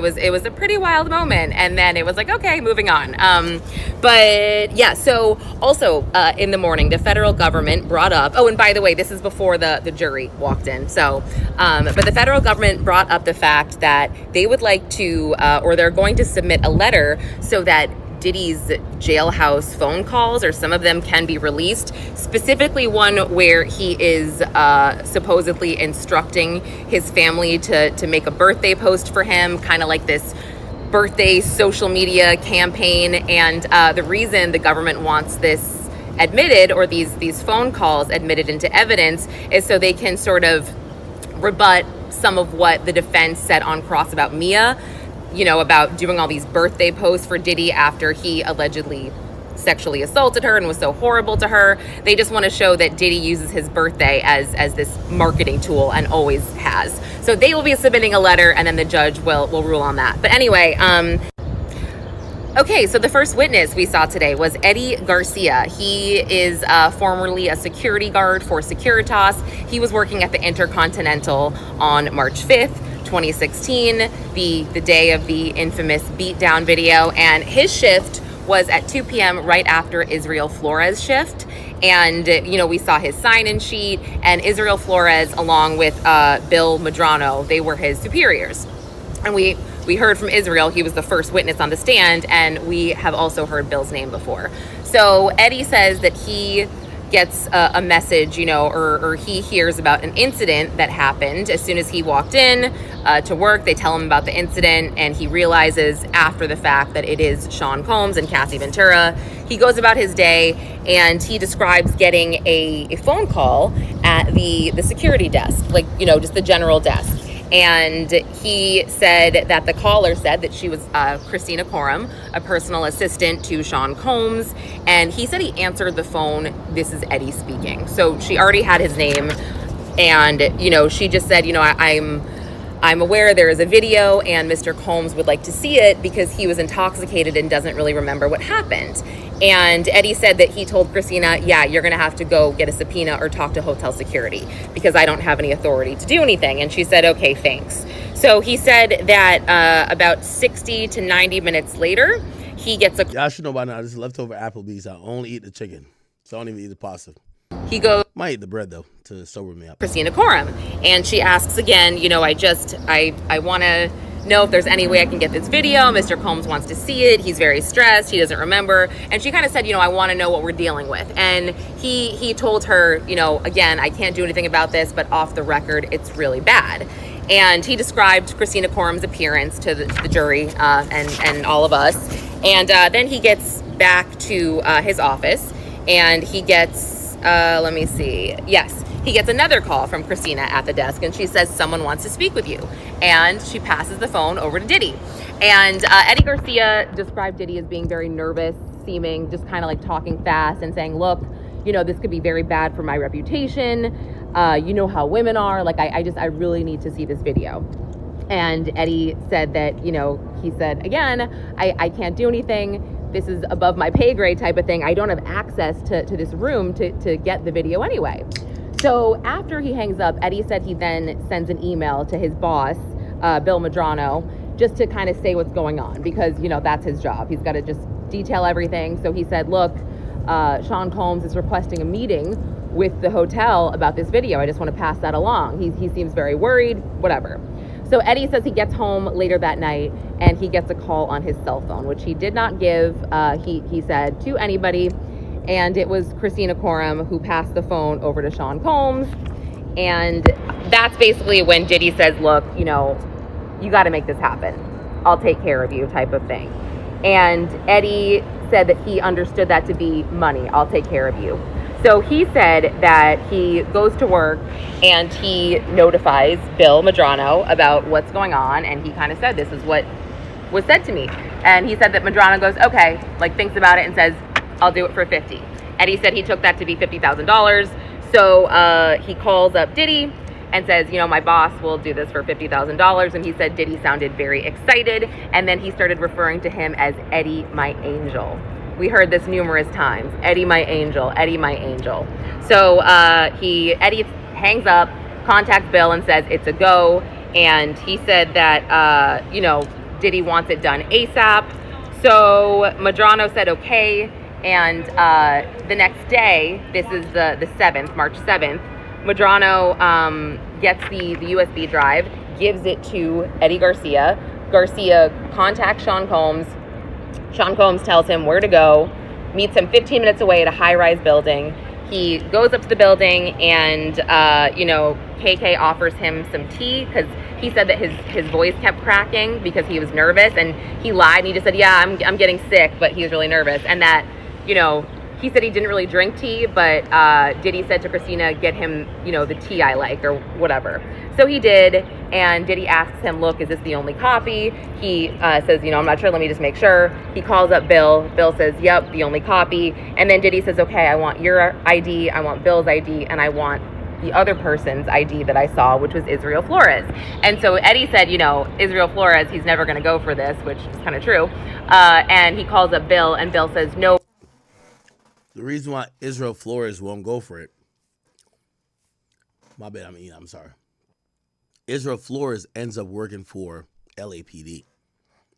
So the thing about cops getting hired is that even if you held security jobs before, they could rule you out of being a cop if you've shown that you're easily corruptible. So obviously the mere fact he made to being a cop,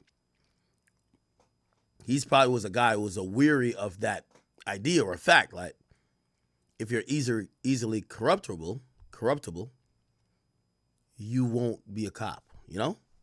So they're saying that guy who ended up being a cop in current day, he wouldn't go for this shit. Another guy will be okay with it, this guy Henry Elias, who was also on duty. So Bill ends up texting Eddie these IDs, and then they get Eddie's ID in person. Eddie sends them over to Christina or Diddy. Diddy goes into another room. You know, he comes back. He says okay, and he gives Eddie Garcia an NDA to sign. And during, you know, this NDA, we look at specific parts of this, and one part basically says if you violate this, you will be required to pay up $1 million in fine, in a fine type of thing. So he says that he's too nervous. He doesn't really even read it. He just signs it. And then after that, Diddy comes back with a bag full of money and a money counter. And it wasn't $50,000. It was $100,000. And he counts it. And he says that, you know, he gets the money. He stands up to leave. And Diddy offers to walk him out. He walks him downstairs to get his car. He said, what are you going to spend the money on? Garcia says, I don't know. And Diddy says, you know, don't spend it all in one place. He said that Diddy also asked for his car as well. So when Eddie was driving away, he said he kind of looked in the rearview mirror to make sure he wasn't being followed. He wasn't. He said that Diddy contacted him about 2 weeks later, which was Easter, and said, hey, Eddie, my angel, and wanted to make sure that nobody had been talking about the video, which they hadn't. And that was that. And then Eddie said that, you know, he didn't really hear from him again, but he did DM him on Instagram a few years later looking for security work, and Diddy never wrote him back. He testified that he bought a used vehicle with the money. He took 30 grand. The boss, Bill, took 50 grand, and the other guy, Henry, took 20 grand. And during the cross-examination, Brian Steele did it, and he brought up the fact, like, hey, you thought Diddy was a good guy, right? Like, you wanted to work with him again. And he said, yeah, it was fine. And then he also brought up a part in the NDA, which actually said that nothing in this NDA prohibits you ever from talking to law enforcement. And then there was another section that basically said not all elements apply to this NDA. He wanted to just point out that it was fair. But I will go into the second witness more later. He was the CFO, Derek Ferguson, of Bad Boy and Combs Enterprises, so more later. Lauren Conlon, we fuck with you, girl. Is Logic back in the game, or is he out? He might be out. We might have to go to Unc. Yeah, it look like Logic is out of here. Let's go to Unc. What's his name? Sean G? Has Unc got some shit going on? Oh, Unc got it. We live. I need just $20 for to sit out for you overnight. And I paid yesterday, but I'm not going to pay every with this. For the spot first in line, and they charge like $120 for to sit out for you overnight. And I paid yesterday, but I'm not going to pay every day. Today on the stand, they called Eddie Garcia. Now, Eddie Garcia took the stand yesterday only to plead the fifth. And they gave him immunity. He was up there yesterday. No suspenders for Unc today. Eddie Garcia worked on the day March 5th, 2016. I'm going to skip a little bit into it that we could get like a little bit more meat and potatoes type shit. Along with the video as to what occurred between Puffy and Cassie, as we know in that video. Point of information. We know that CNN, and listen, in my opinion, Puff cold-blooded wrong for doing what he did to Cassie. I do not condone that. I do not minimize that. He was wrong. But, point of information, after Cassie caught the Uber to her crib and the 5-0 came, she didn't give the 5-0 no information, and she didn't want to file no report. She told the 5-0, I ain't telling you nothing. This is March the 5th, 2016. It was either that same night, March the 5th, 2016, or the very next day, March the 6th, 2016, she went back by Puff's crib. They made up. And then they both went to Cassie's movie premiere together. Point of information. Another point of information is mainstream media loops that video over and over, this same 16 seconds over and over, which is wrong. And the truth, Raheem,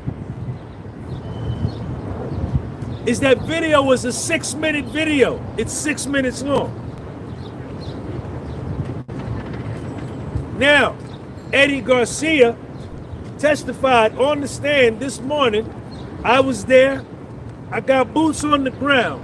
I'm in the courtroom. A lot of y'all be coming in my comment section trying to tell me what's going on in the court and this and that, and you live in Texas or you live in Montana or you live in Europe, but you know more than what we know, and I'm in the courtroom hearing the live testimony. But that's social media. Eddie Garcia testified later that day. He got a call from the security desk that KK, he got a call from KK, Puffy's assistant. KK asked Eddie, are you aware of the incident that took place today between Mr. Combs and Cassie Ventura? Eddie Garcia said yes. Puffy's assistant KK said, can I get a copy of the video? Eddie Garcia told KK, I'm afraid I'm not going to be able to do that for you. You would have to get in touch with hotel management, or you'd have to get it by subpoena. The government, when he said that, the prosecutor said, sidebar. They call it sidebar.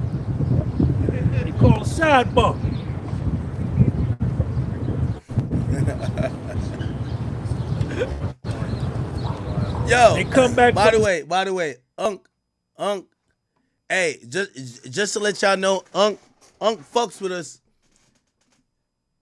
He got in his title, DJ Academics. We thank you. Unc, we fuck with you. I appreciate you. Nothing that was given to you means you owe me anything. Keep doing what you do. Just know we support you.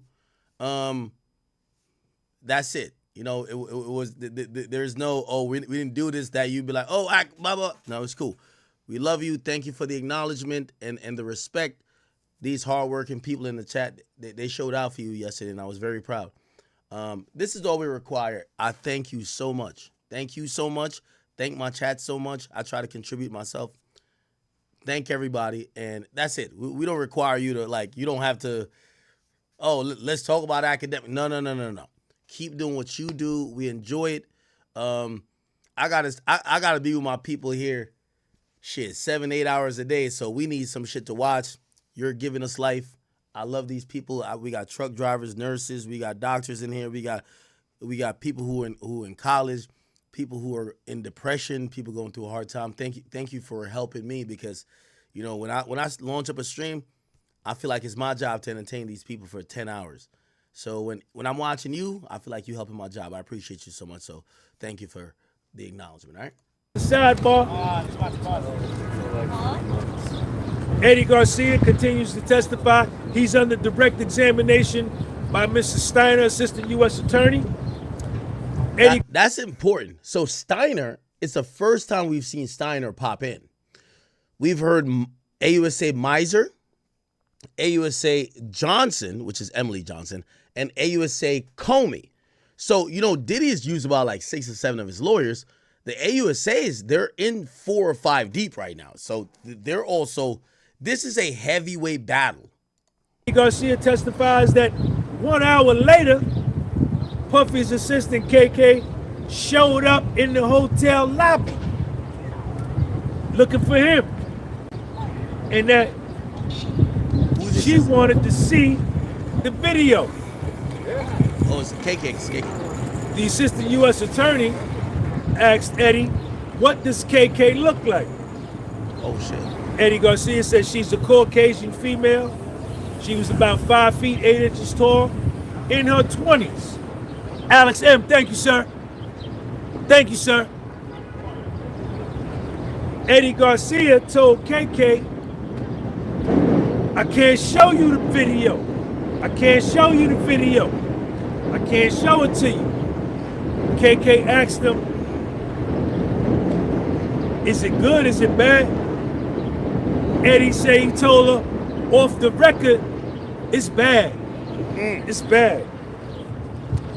Now remember, this is the infamous video we've all seen. This is the video of Cassie getting attacked at the Intercontinental Hotel. She's getting kicked, put hands and feet on her. Remember, the first guy who responded, he's more of a square guy. They try to bribe him, but he's so square, it's like, all right, we can't do it with him. They try to go bribe another guy who's also working at the time, and that guy's the one who's taking it like, maybe. He runs his by boss. Eventually, they realize this could be a 50,000 play for both of us. It was basically a 50,000 play for both of them, but they gave $20,000 to, remember, they had to cut the square dude out of the play. The square dude is Flores, the first guy who testified. They cut him out of the play. And they had somebody testify or write in a report or whatever their other reports were that they were there and that person got $20,000. So that's how they broke it up. $50,000 for the boss.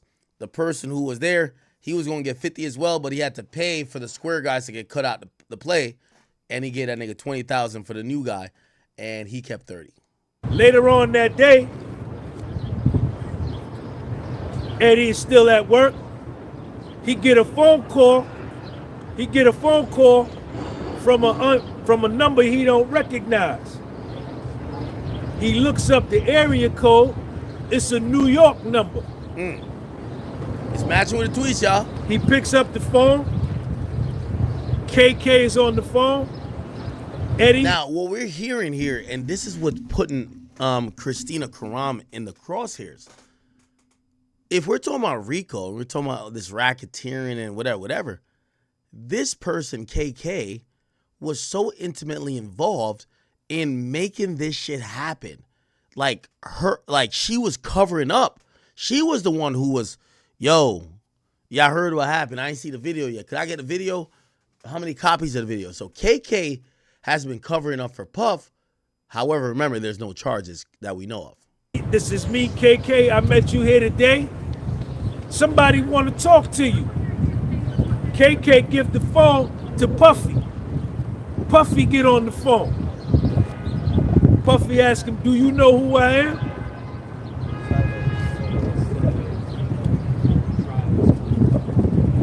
Puffy told him, if this video gets out, it could ruin me and ruin my career.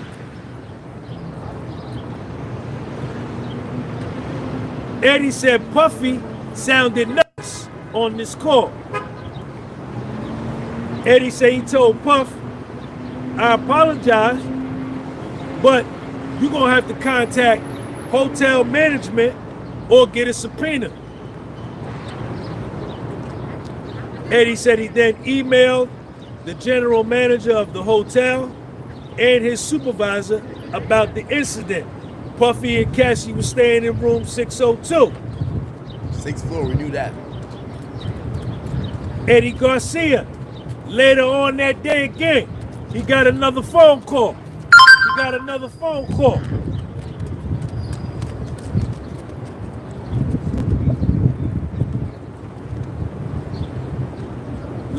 that night, Eddie was at the crib, chilling. He wasn't even working. It might have been the next day. Chilling. He got a phone call from KK to his personal cell phone. That he didn't know. He never gave KK his personal cell phone. At least he didn't testify to that. So KK called Eddie at home on his personal cell phone. And when KK said, hey, somebody want to talk to you, KK give the phone to Puffy. Puffy tells Eddie, you sound like a good guy and you can help me. This video can ruin my career. I need to get a copy of the video. Eddie Garcia told him, I don't got access to the server. Puffy told him, I'm gonna take care of you. I'm gonna take care of you. I'm gonna take care of you.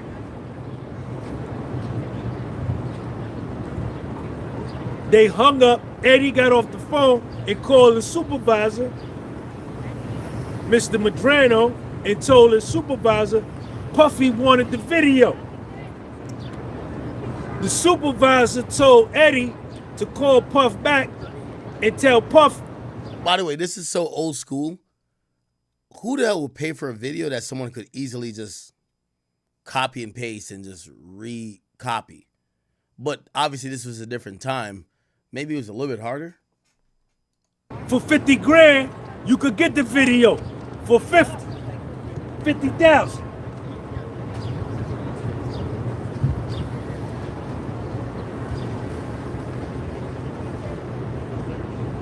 Puffy said, bet. Eddie said Puffy sounded excited, and that he said, Eddie, you are my angel. Eddie, you my angel. Check my notes out. Check my notes out. I'm going crazy. Check my notes out. Go ahead, The Puffy, after Puffy said bet to the 50 grand, Eddie called his supervisor, Madrano, said, yo, it's a go. It's a go.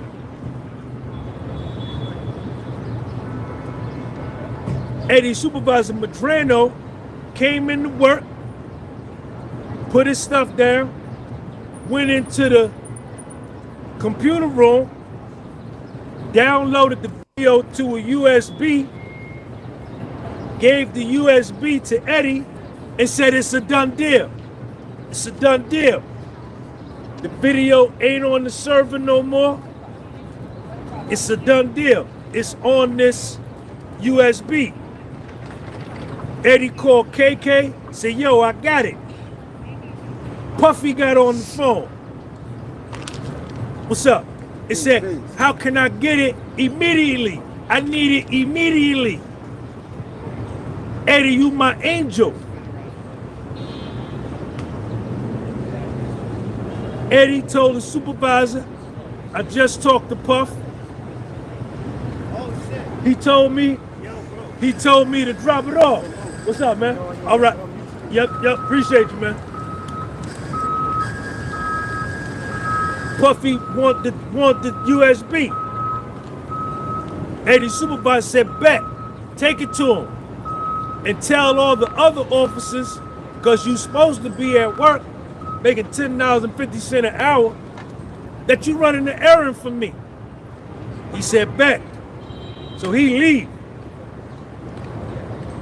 KK give him the address. He get in his car. He drive over there to where Puff at. Puffy bodyguard came down. A black male about 6'3" to 6'5". Him and the bodyguard got on the elevator. They go upstairs to the suite. When he walks into the suite, it's Puffy, KK, the bodyguard, and Eddie. And Puff is smiling. Puff is smiling. Everybody get a video with thumbs up. Everybody get a video with thumbs up. How y'all doing? Yeah, right. Eddie testified on the stand that Puffy said, Eddie my angel, and that he made Eddie feel comfortable. Eddie said he was nervous though. Say he was nervous. Voice was cracking. And Puffy told KK to get Eddie a tea. Then Puffy said, yo, you got it? You got it? Eddie gave Puffy the USB. Puffy left the room, stayed gone a minute, and came back. Puffy asked him, is this the only copy? Is this the only copy? Puffy told him, it's got to be the only copy. You sure it's not another copy on the cloud? Eddie pulled his phone out, called his supervisor, and said, yo, Puff want to know if this is the only copy. His supervisor told him, yeah, I got it off the server. Ain't no more copies. Ain't no more. Eddie then told Puff, said, yo, I'm worried about you and Cassie filing a police report. Yeah, OG, yeah, OG. What's up, baby? What's going on, bro? What's up, man? Right? All right. He said, I'm worried about Cassie filing a police report. Puff pulled his phone out and FaceTime Cassie. That's for liability purposes, clearly. Cassie pick up the FaceTime.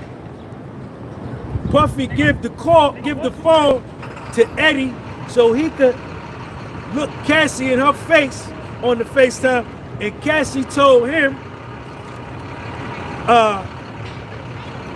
I don't want this video to come out either, because I got a movie coming out. So Cassie then told Eddie, don't worry about no police report. You know what I'm saying? I don't do that. I don't do that. Puffy then asked for Eddie's ID, the supervisor's ID, and the officer who wrote the report wanted his ID. I need all y'all's ID. Eddie get on the phone and call his boss and say, yo, he want all our IDs. But Eddie told his boss, I'll give up mine. The boss said, yeah, I'm gonna give up mine. But the dude, Israel Flores, who now a cop in LA, they both said Israel Flores ain't gonna do it.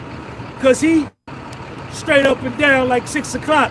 Israel Flores ain't gonna do it. He's not gonna do it. He's not gonna do it. He's not gonna take no money. He bought a book. That's what Eddie said on the stand. So what Eddie's supervisor did, he got Eddie's ID, his ID, and they got another dude's ID that wasn't Israel Flores, and gave Puffy them 3 IDs. Puffy, all excited, I would assume. By the way, her attorneys were really brilliant. By the way, they shout didn't out to Ung too, bro. You know, we try and get a little bit of, from everybody. ask him, what gave you the impression that you could not have told the police?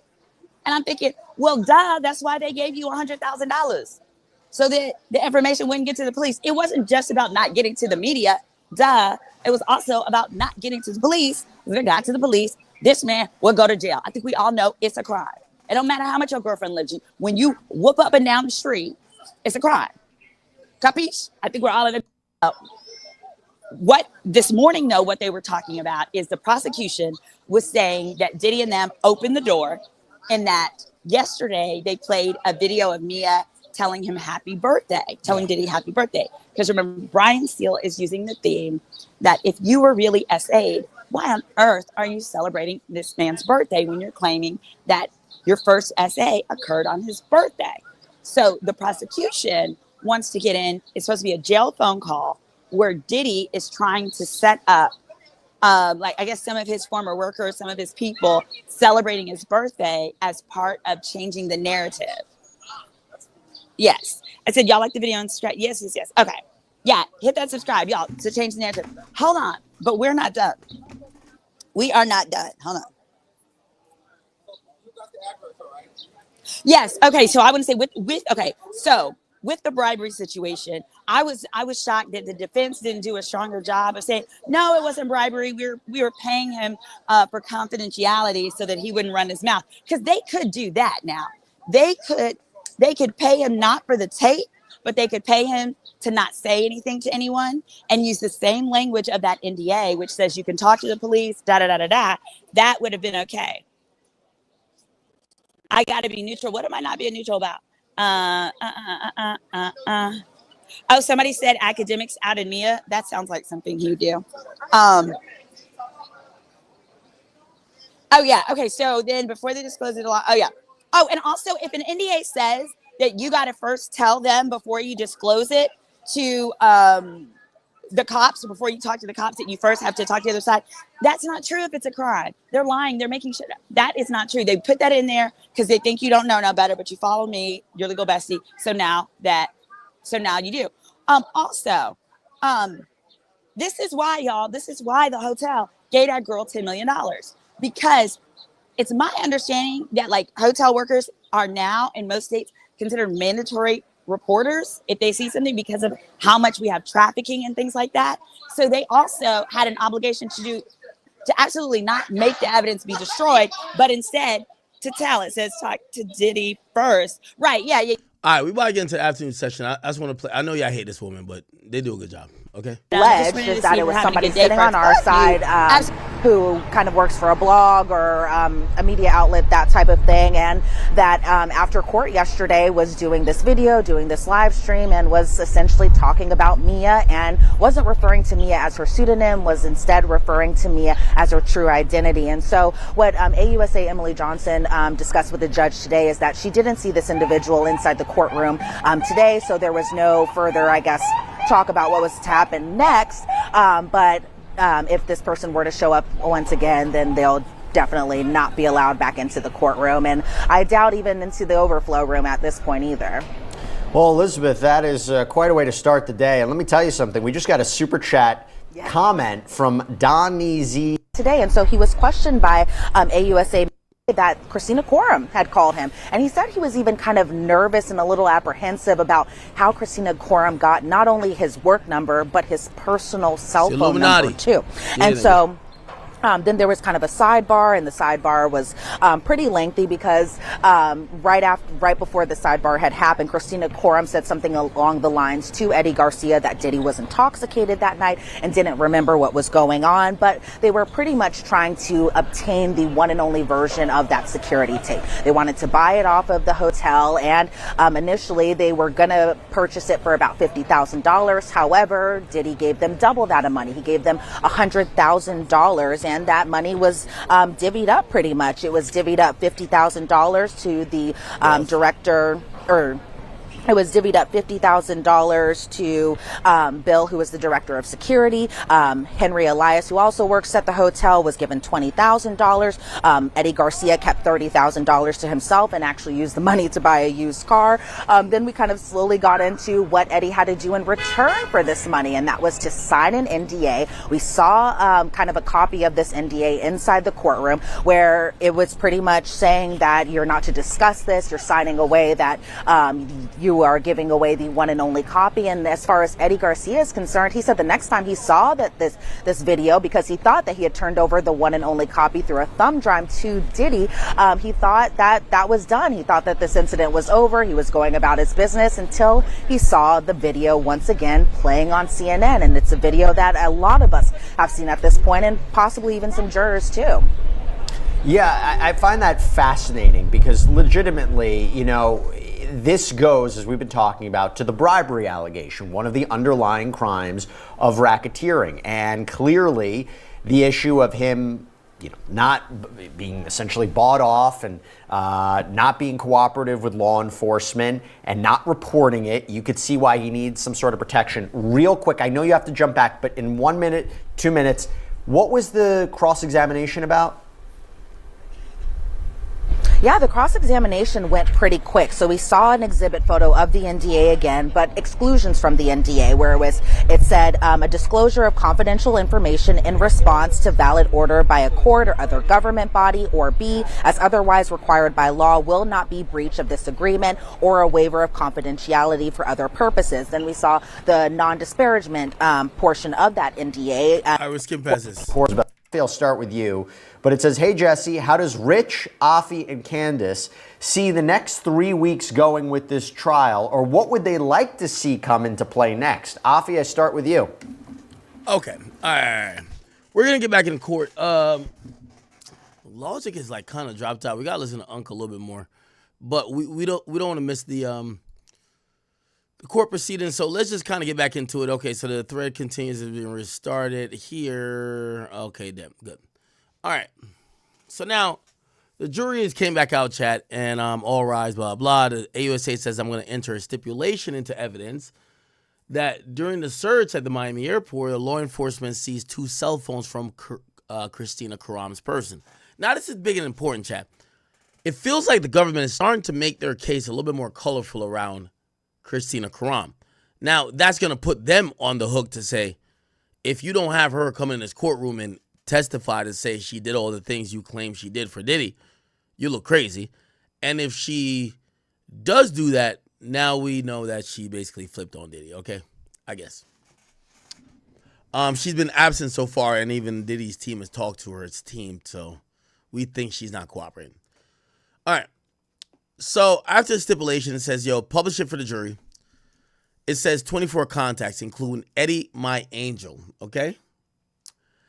And the phone number and Eddie, my angel friend, Intercontinental. It says there was a photo of the IDs on the device. AUSA says we are also entering into evidence records from signature banks. Is there any objections? Defense says no. With that, the government can call Derek Ferguson. So now we have somebody else. He says, how did you know Mr. Combs? He said, well, I worked for him in between 1998 and 2017. Then it continues. It says, what was your role? I was a CFO. How were your bonuses determined? It's like, if they resulted in my performance. AUSA says, were you responsible for your managing Mr. Combs' personal finances? Ferguson says, yes, at times during my tenure. AUSA says, how was your supervisor? Ferguson says, sometimes to Mr. Combs himself or, I guess helping out, right? AUSA says, how did you interact with Mr. Combs? Ferguson says, a couple times a week. Later, he became a congressman or a chairman. AUSA says, how did you communicate with him? She admits by phone. Okay, text messages, obviously. AUSA says, so who is this? And now they're showing pictures. Could be of animals, could be of anything. Okay. So they show a couple people. Ferguson says, Paul. He said, these individuals, Roger Bonds, D-Rock. So we're getting, like, Diddy's team is still staying intact. Ferguson says, Roger Bond and D-Rock. Then they were both. What? Anyway. So they asked Diddy Ferguson, what was Diddy's creative role or his role at all? They're like, yo, he was involved of creative and marketing. AUSA says, did some ventures have partners? Ferguson says, well, Bad Boy's record was with Arista Records. And also we worked with Warner, Sean John, and Sean John had the clothing line at that time. AUSA says, what were the profits? Ferguson says, very profitable. AUSA says, how was Mr. Combs paid? He says, sometimes by salary, sometimes by distribution hub from the companies he worked for. They said, what's distribution? Well, if it's solely owned and operated and passed through in a song or, through like an S corp, the owner determines to draw down. Okay. All right. Give me a second. Is excited. Puffy go in the room. Let me go take a piss. Puffy go in the room and get a money counter, a money machine, and a brown paper bag.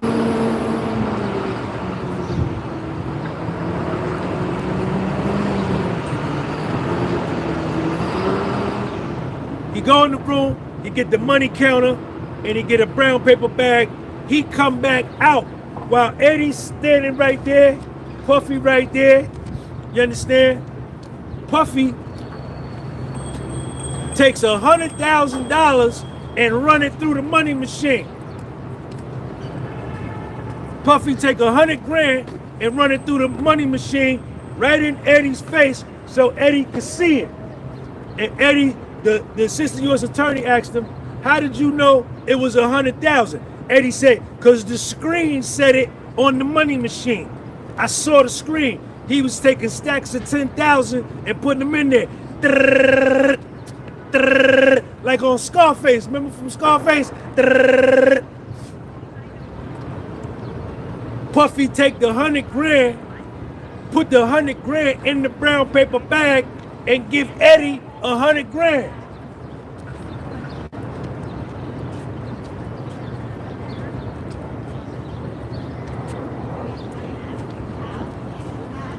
They only negotiated for 50. But Puff did more than what he had agreed to do. He kicked him a little extra, kicked him another 50. Puff paid the 50, that's what we said. Those were the words that came out of my mouth. Them was the words that came out of your mouth. They go, your 50. Now I'm gonna kick you another 50 just on the strength. I'm gonna kick you another 50 on the strength because I told you I was gonna take care of you.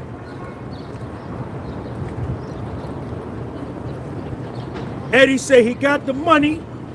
He stood up to let everybody know he finna go. He finna go.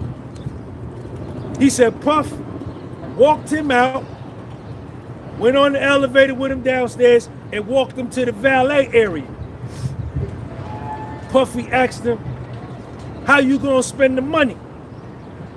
And Puffy told him, don't make any large purchases.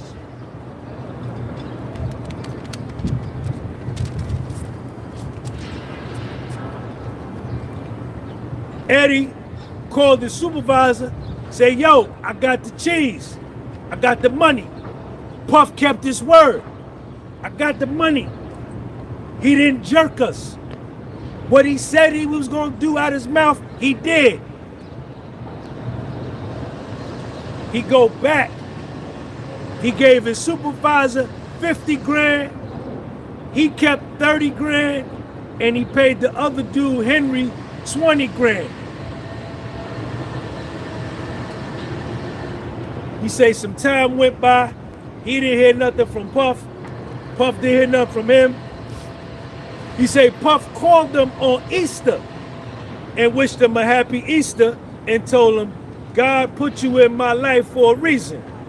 If you ever need anything, let me know. Puff told him that. If you ever need anything, let me know. About 2 years later, Eddie DM Puff on his Instagram, say that, yo, can I work for you in Los Angeles? I need to make some extra money. Puff never replied because we all know that Mia controlled Puff's Instagram account. If Puff would have seen it, he would have got at Eddie. Now, in June 2024, Eddie Garcia met with federal prosecutors. After the video shows up on CNN, Eddie testifies on the stand that Israel Flores, the cop that went upstairs, took his phone and recorded the video on his phone so he could show his wife that he really met Puffy. The supervisor took the original joint off the server. Wasn't no trace of it on the server. They deleted the incident report. Eddie and the supervisor deleted the incident report. There was no trace of the video except for Israel Flores' copy. He had a copy that nobody knew nothing about. So when Eddie Garcia met with federal prosecutors the first time, he lied to him. He lied to him about the whole thing. Then he met with him again. He brought a lawyer, and then he told the whole story. Then he met with them again at a third time, and that was it. Then the U.S. attorney says, I have no other questions. Now, this is the part where I need help. I need y'all to help me. I need y'all to help us, because this is a scholarly channel. You understand? I ain't no gangster. Never that. Never Sean G. I'm a scholar. So I need y'all to help me. Cross-examination is done by my main man, Brian Steele. Brian Steele do the cross. Brian Steele comes up. He tells the lady, pull up the non-disclosure agreement. And he goes to paragraph 4 and paragraph 5 in the non-disclosure agreement. And what a part of the RICO, and I need y'all to research this for me.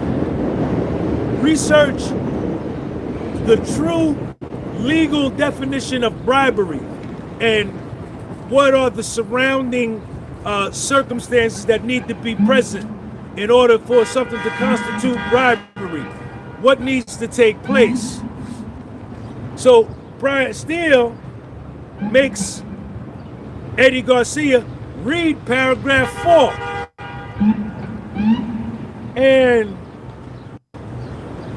in that paragraph 4, what Brian Steele attempts to do is to explain away that this wasn't bribery, right? Because the government is charging Puff with bribery as a part of the RICO.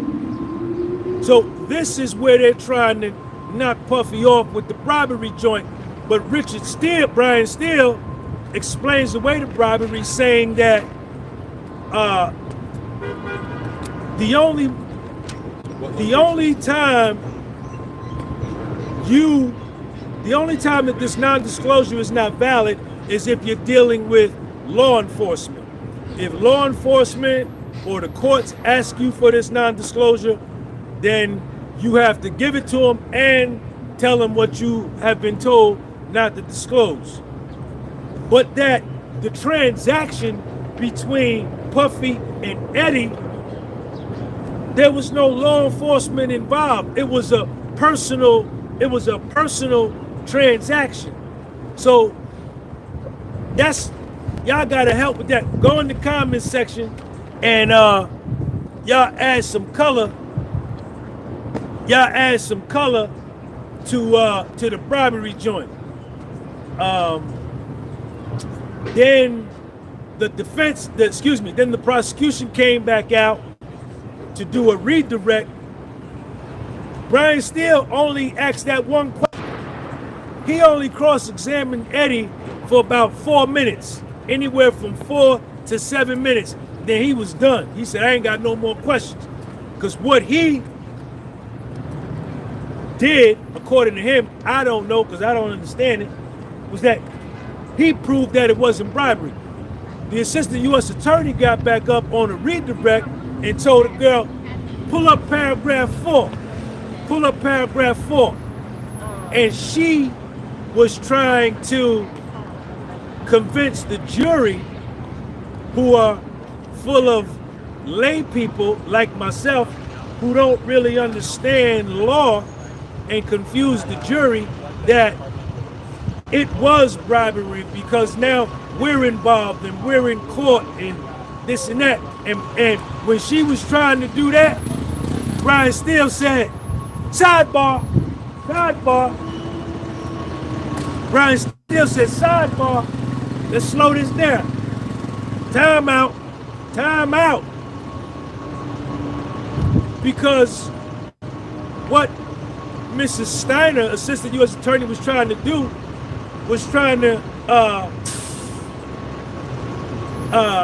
like circumvent the true meaning and the true circumstances that need to be present for it to constitute bribery by just saying like, yo, we here, we in court, he testified, Puffy over there, Puff gave him $100 grand for the tape, he beat her up on the tape, Puffy is a bad man, you understand? He cut 6th period in the 7th grade, he had detention in the 9th grade, he stole a bike when he was 14 years old, he's a bad person, he did bribery. But Brian Steele was like, sidebar, y'all call sidebar on me, calling sidebar on you, sidebar. And when they came back from the sidebar, the Assistant U.S. Attorney didn't ask no more questions, and she said, I ain't got no further questions. So whatever she was trying to do after Brian Steele called a sidebar, and they went over there to the left, the judge come down. When they do a sidebar, the judge get up out the chair, he come to the side. Brian Steele walk over there, all the U.S. attorneys walk over there, Mark Agnifilo walk over there, Alexandra Shapiro walk over there, and the girl, you know, the stenographer, she pick up her thing and she run over there. She run over there, and while they talking, she typing. You understand? Everything is on record. And then that was it. Eddie Garcia got up off the stand, and that was it. Now, on the stand now, under direct examination, is a dude called Derek Ferguson. He used to be the chief financial officer of Bad Boy and all of Puffy's businesses. He started with Puff in 1998. He was over the finance department. He was the chief financial officer, and he is on the stand now. And I'm gonna catch up with y'all when I come out, and we're gonna talk about him. But let me get up out of here. I gotta get back in there.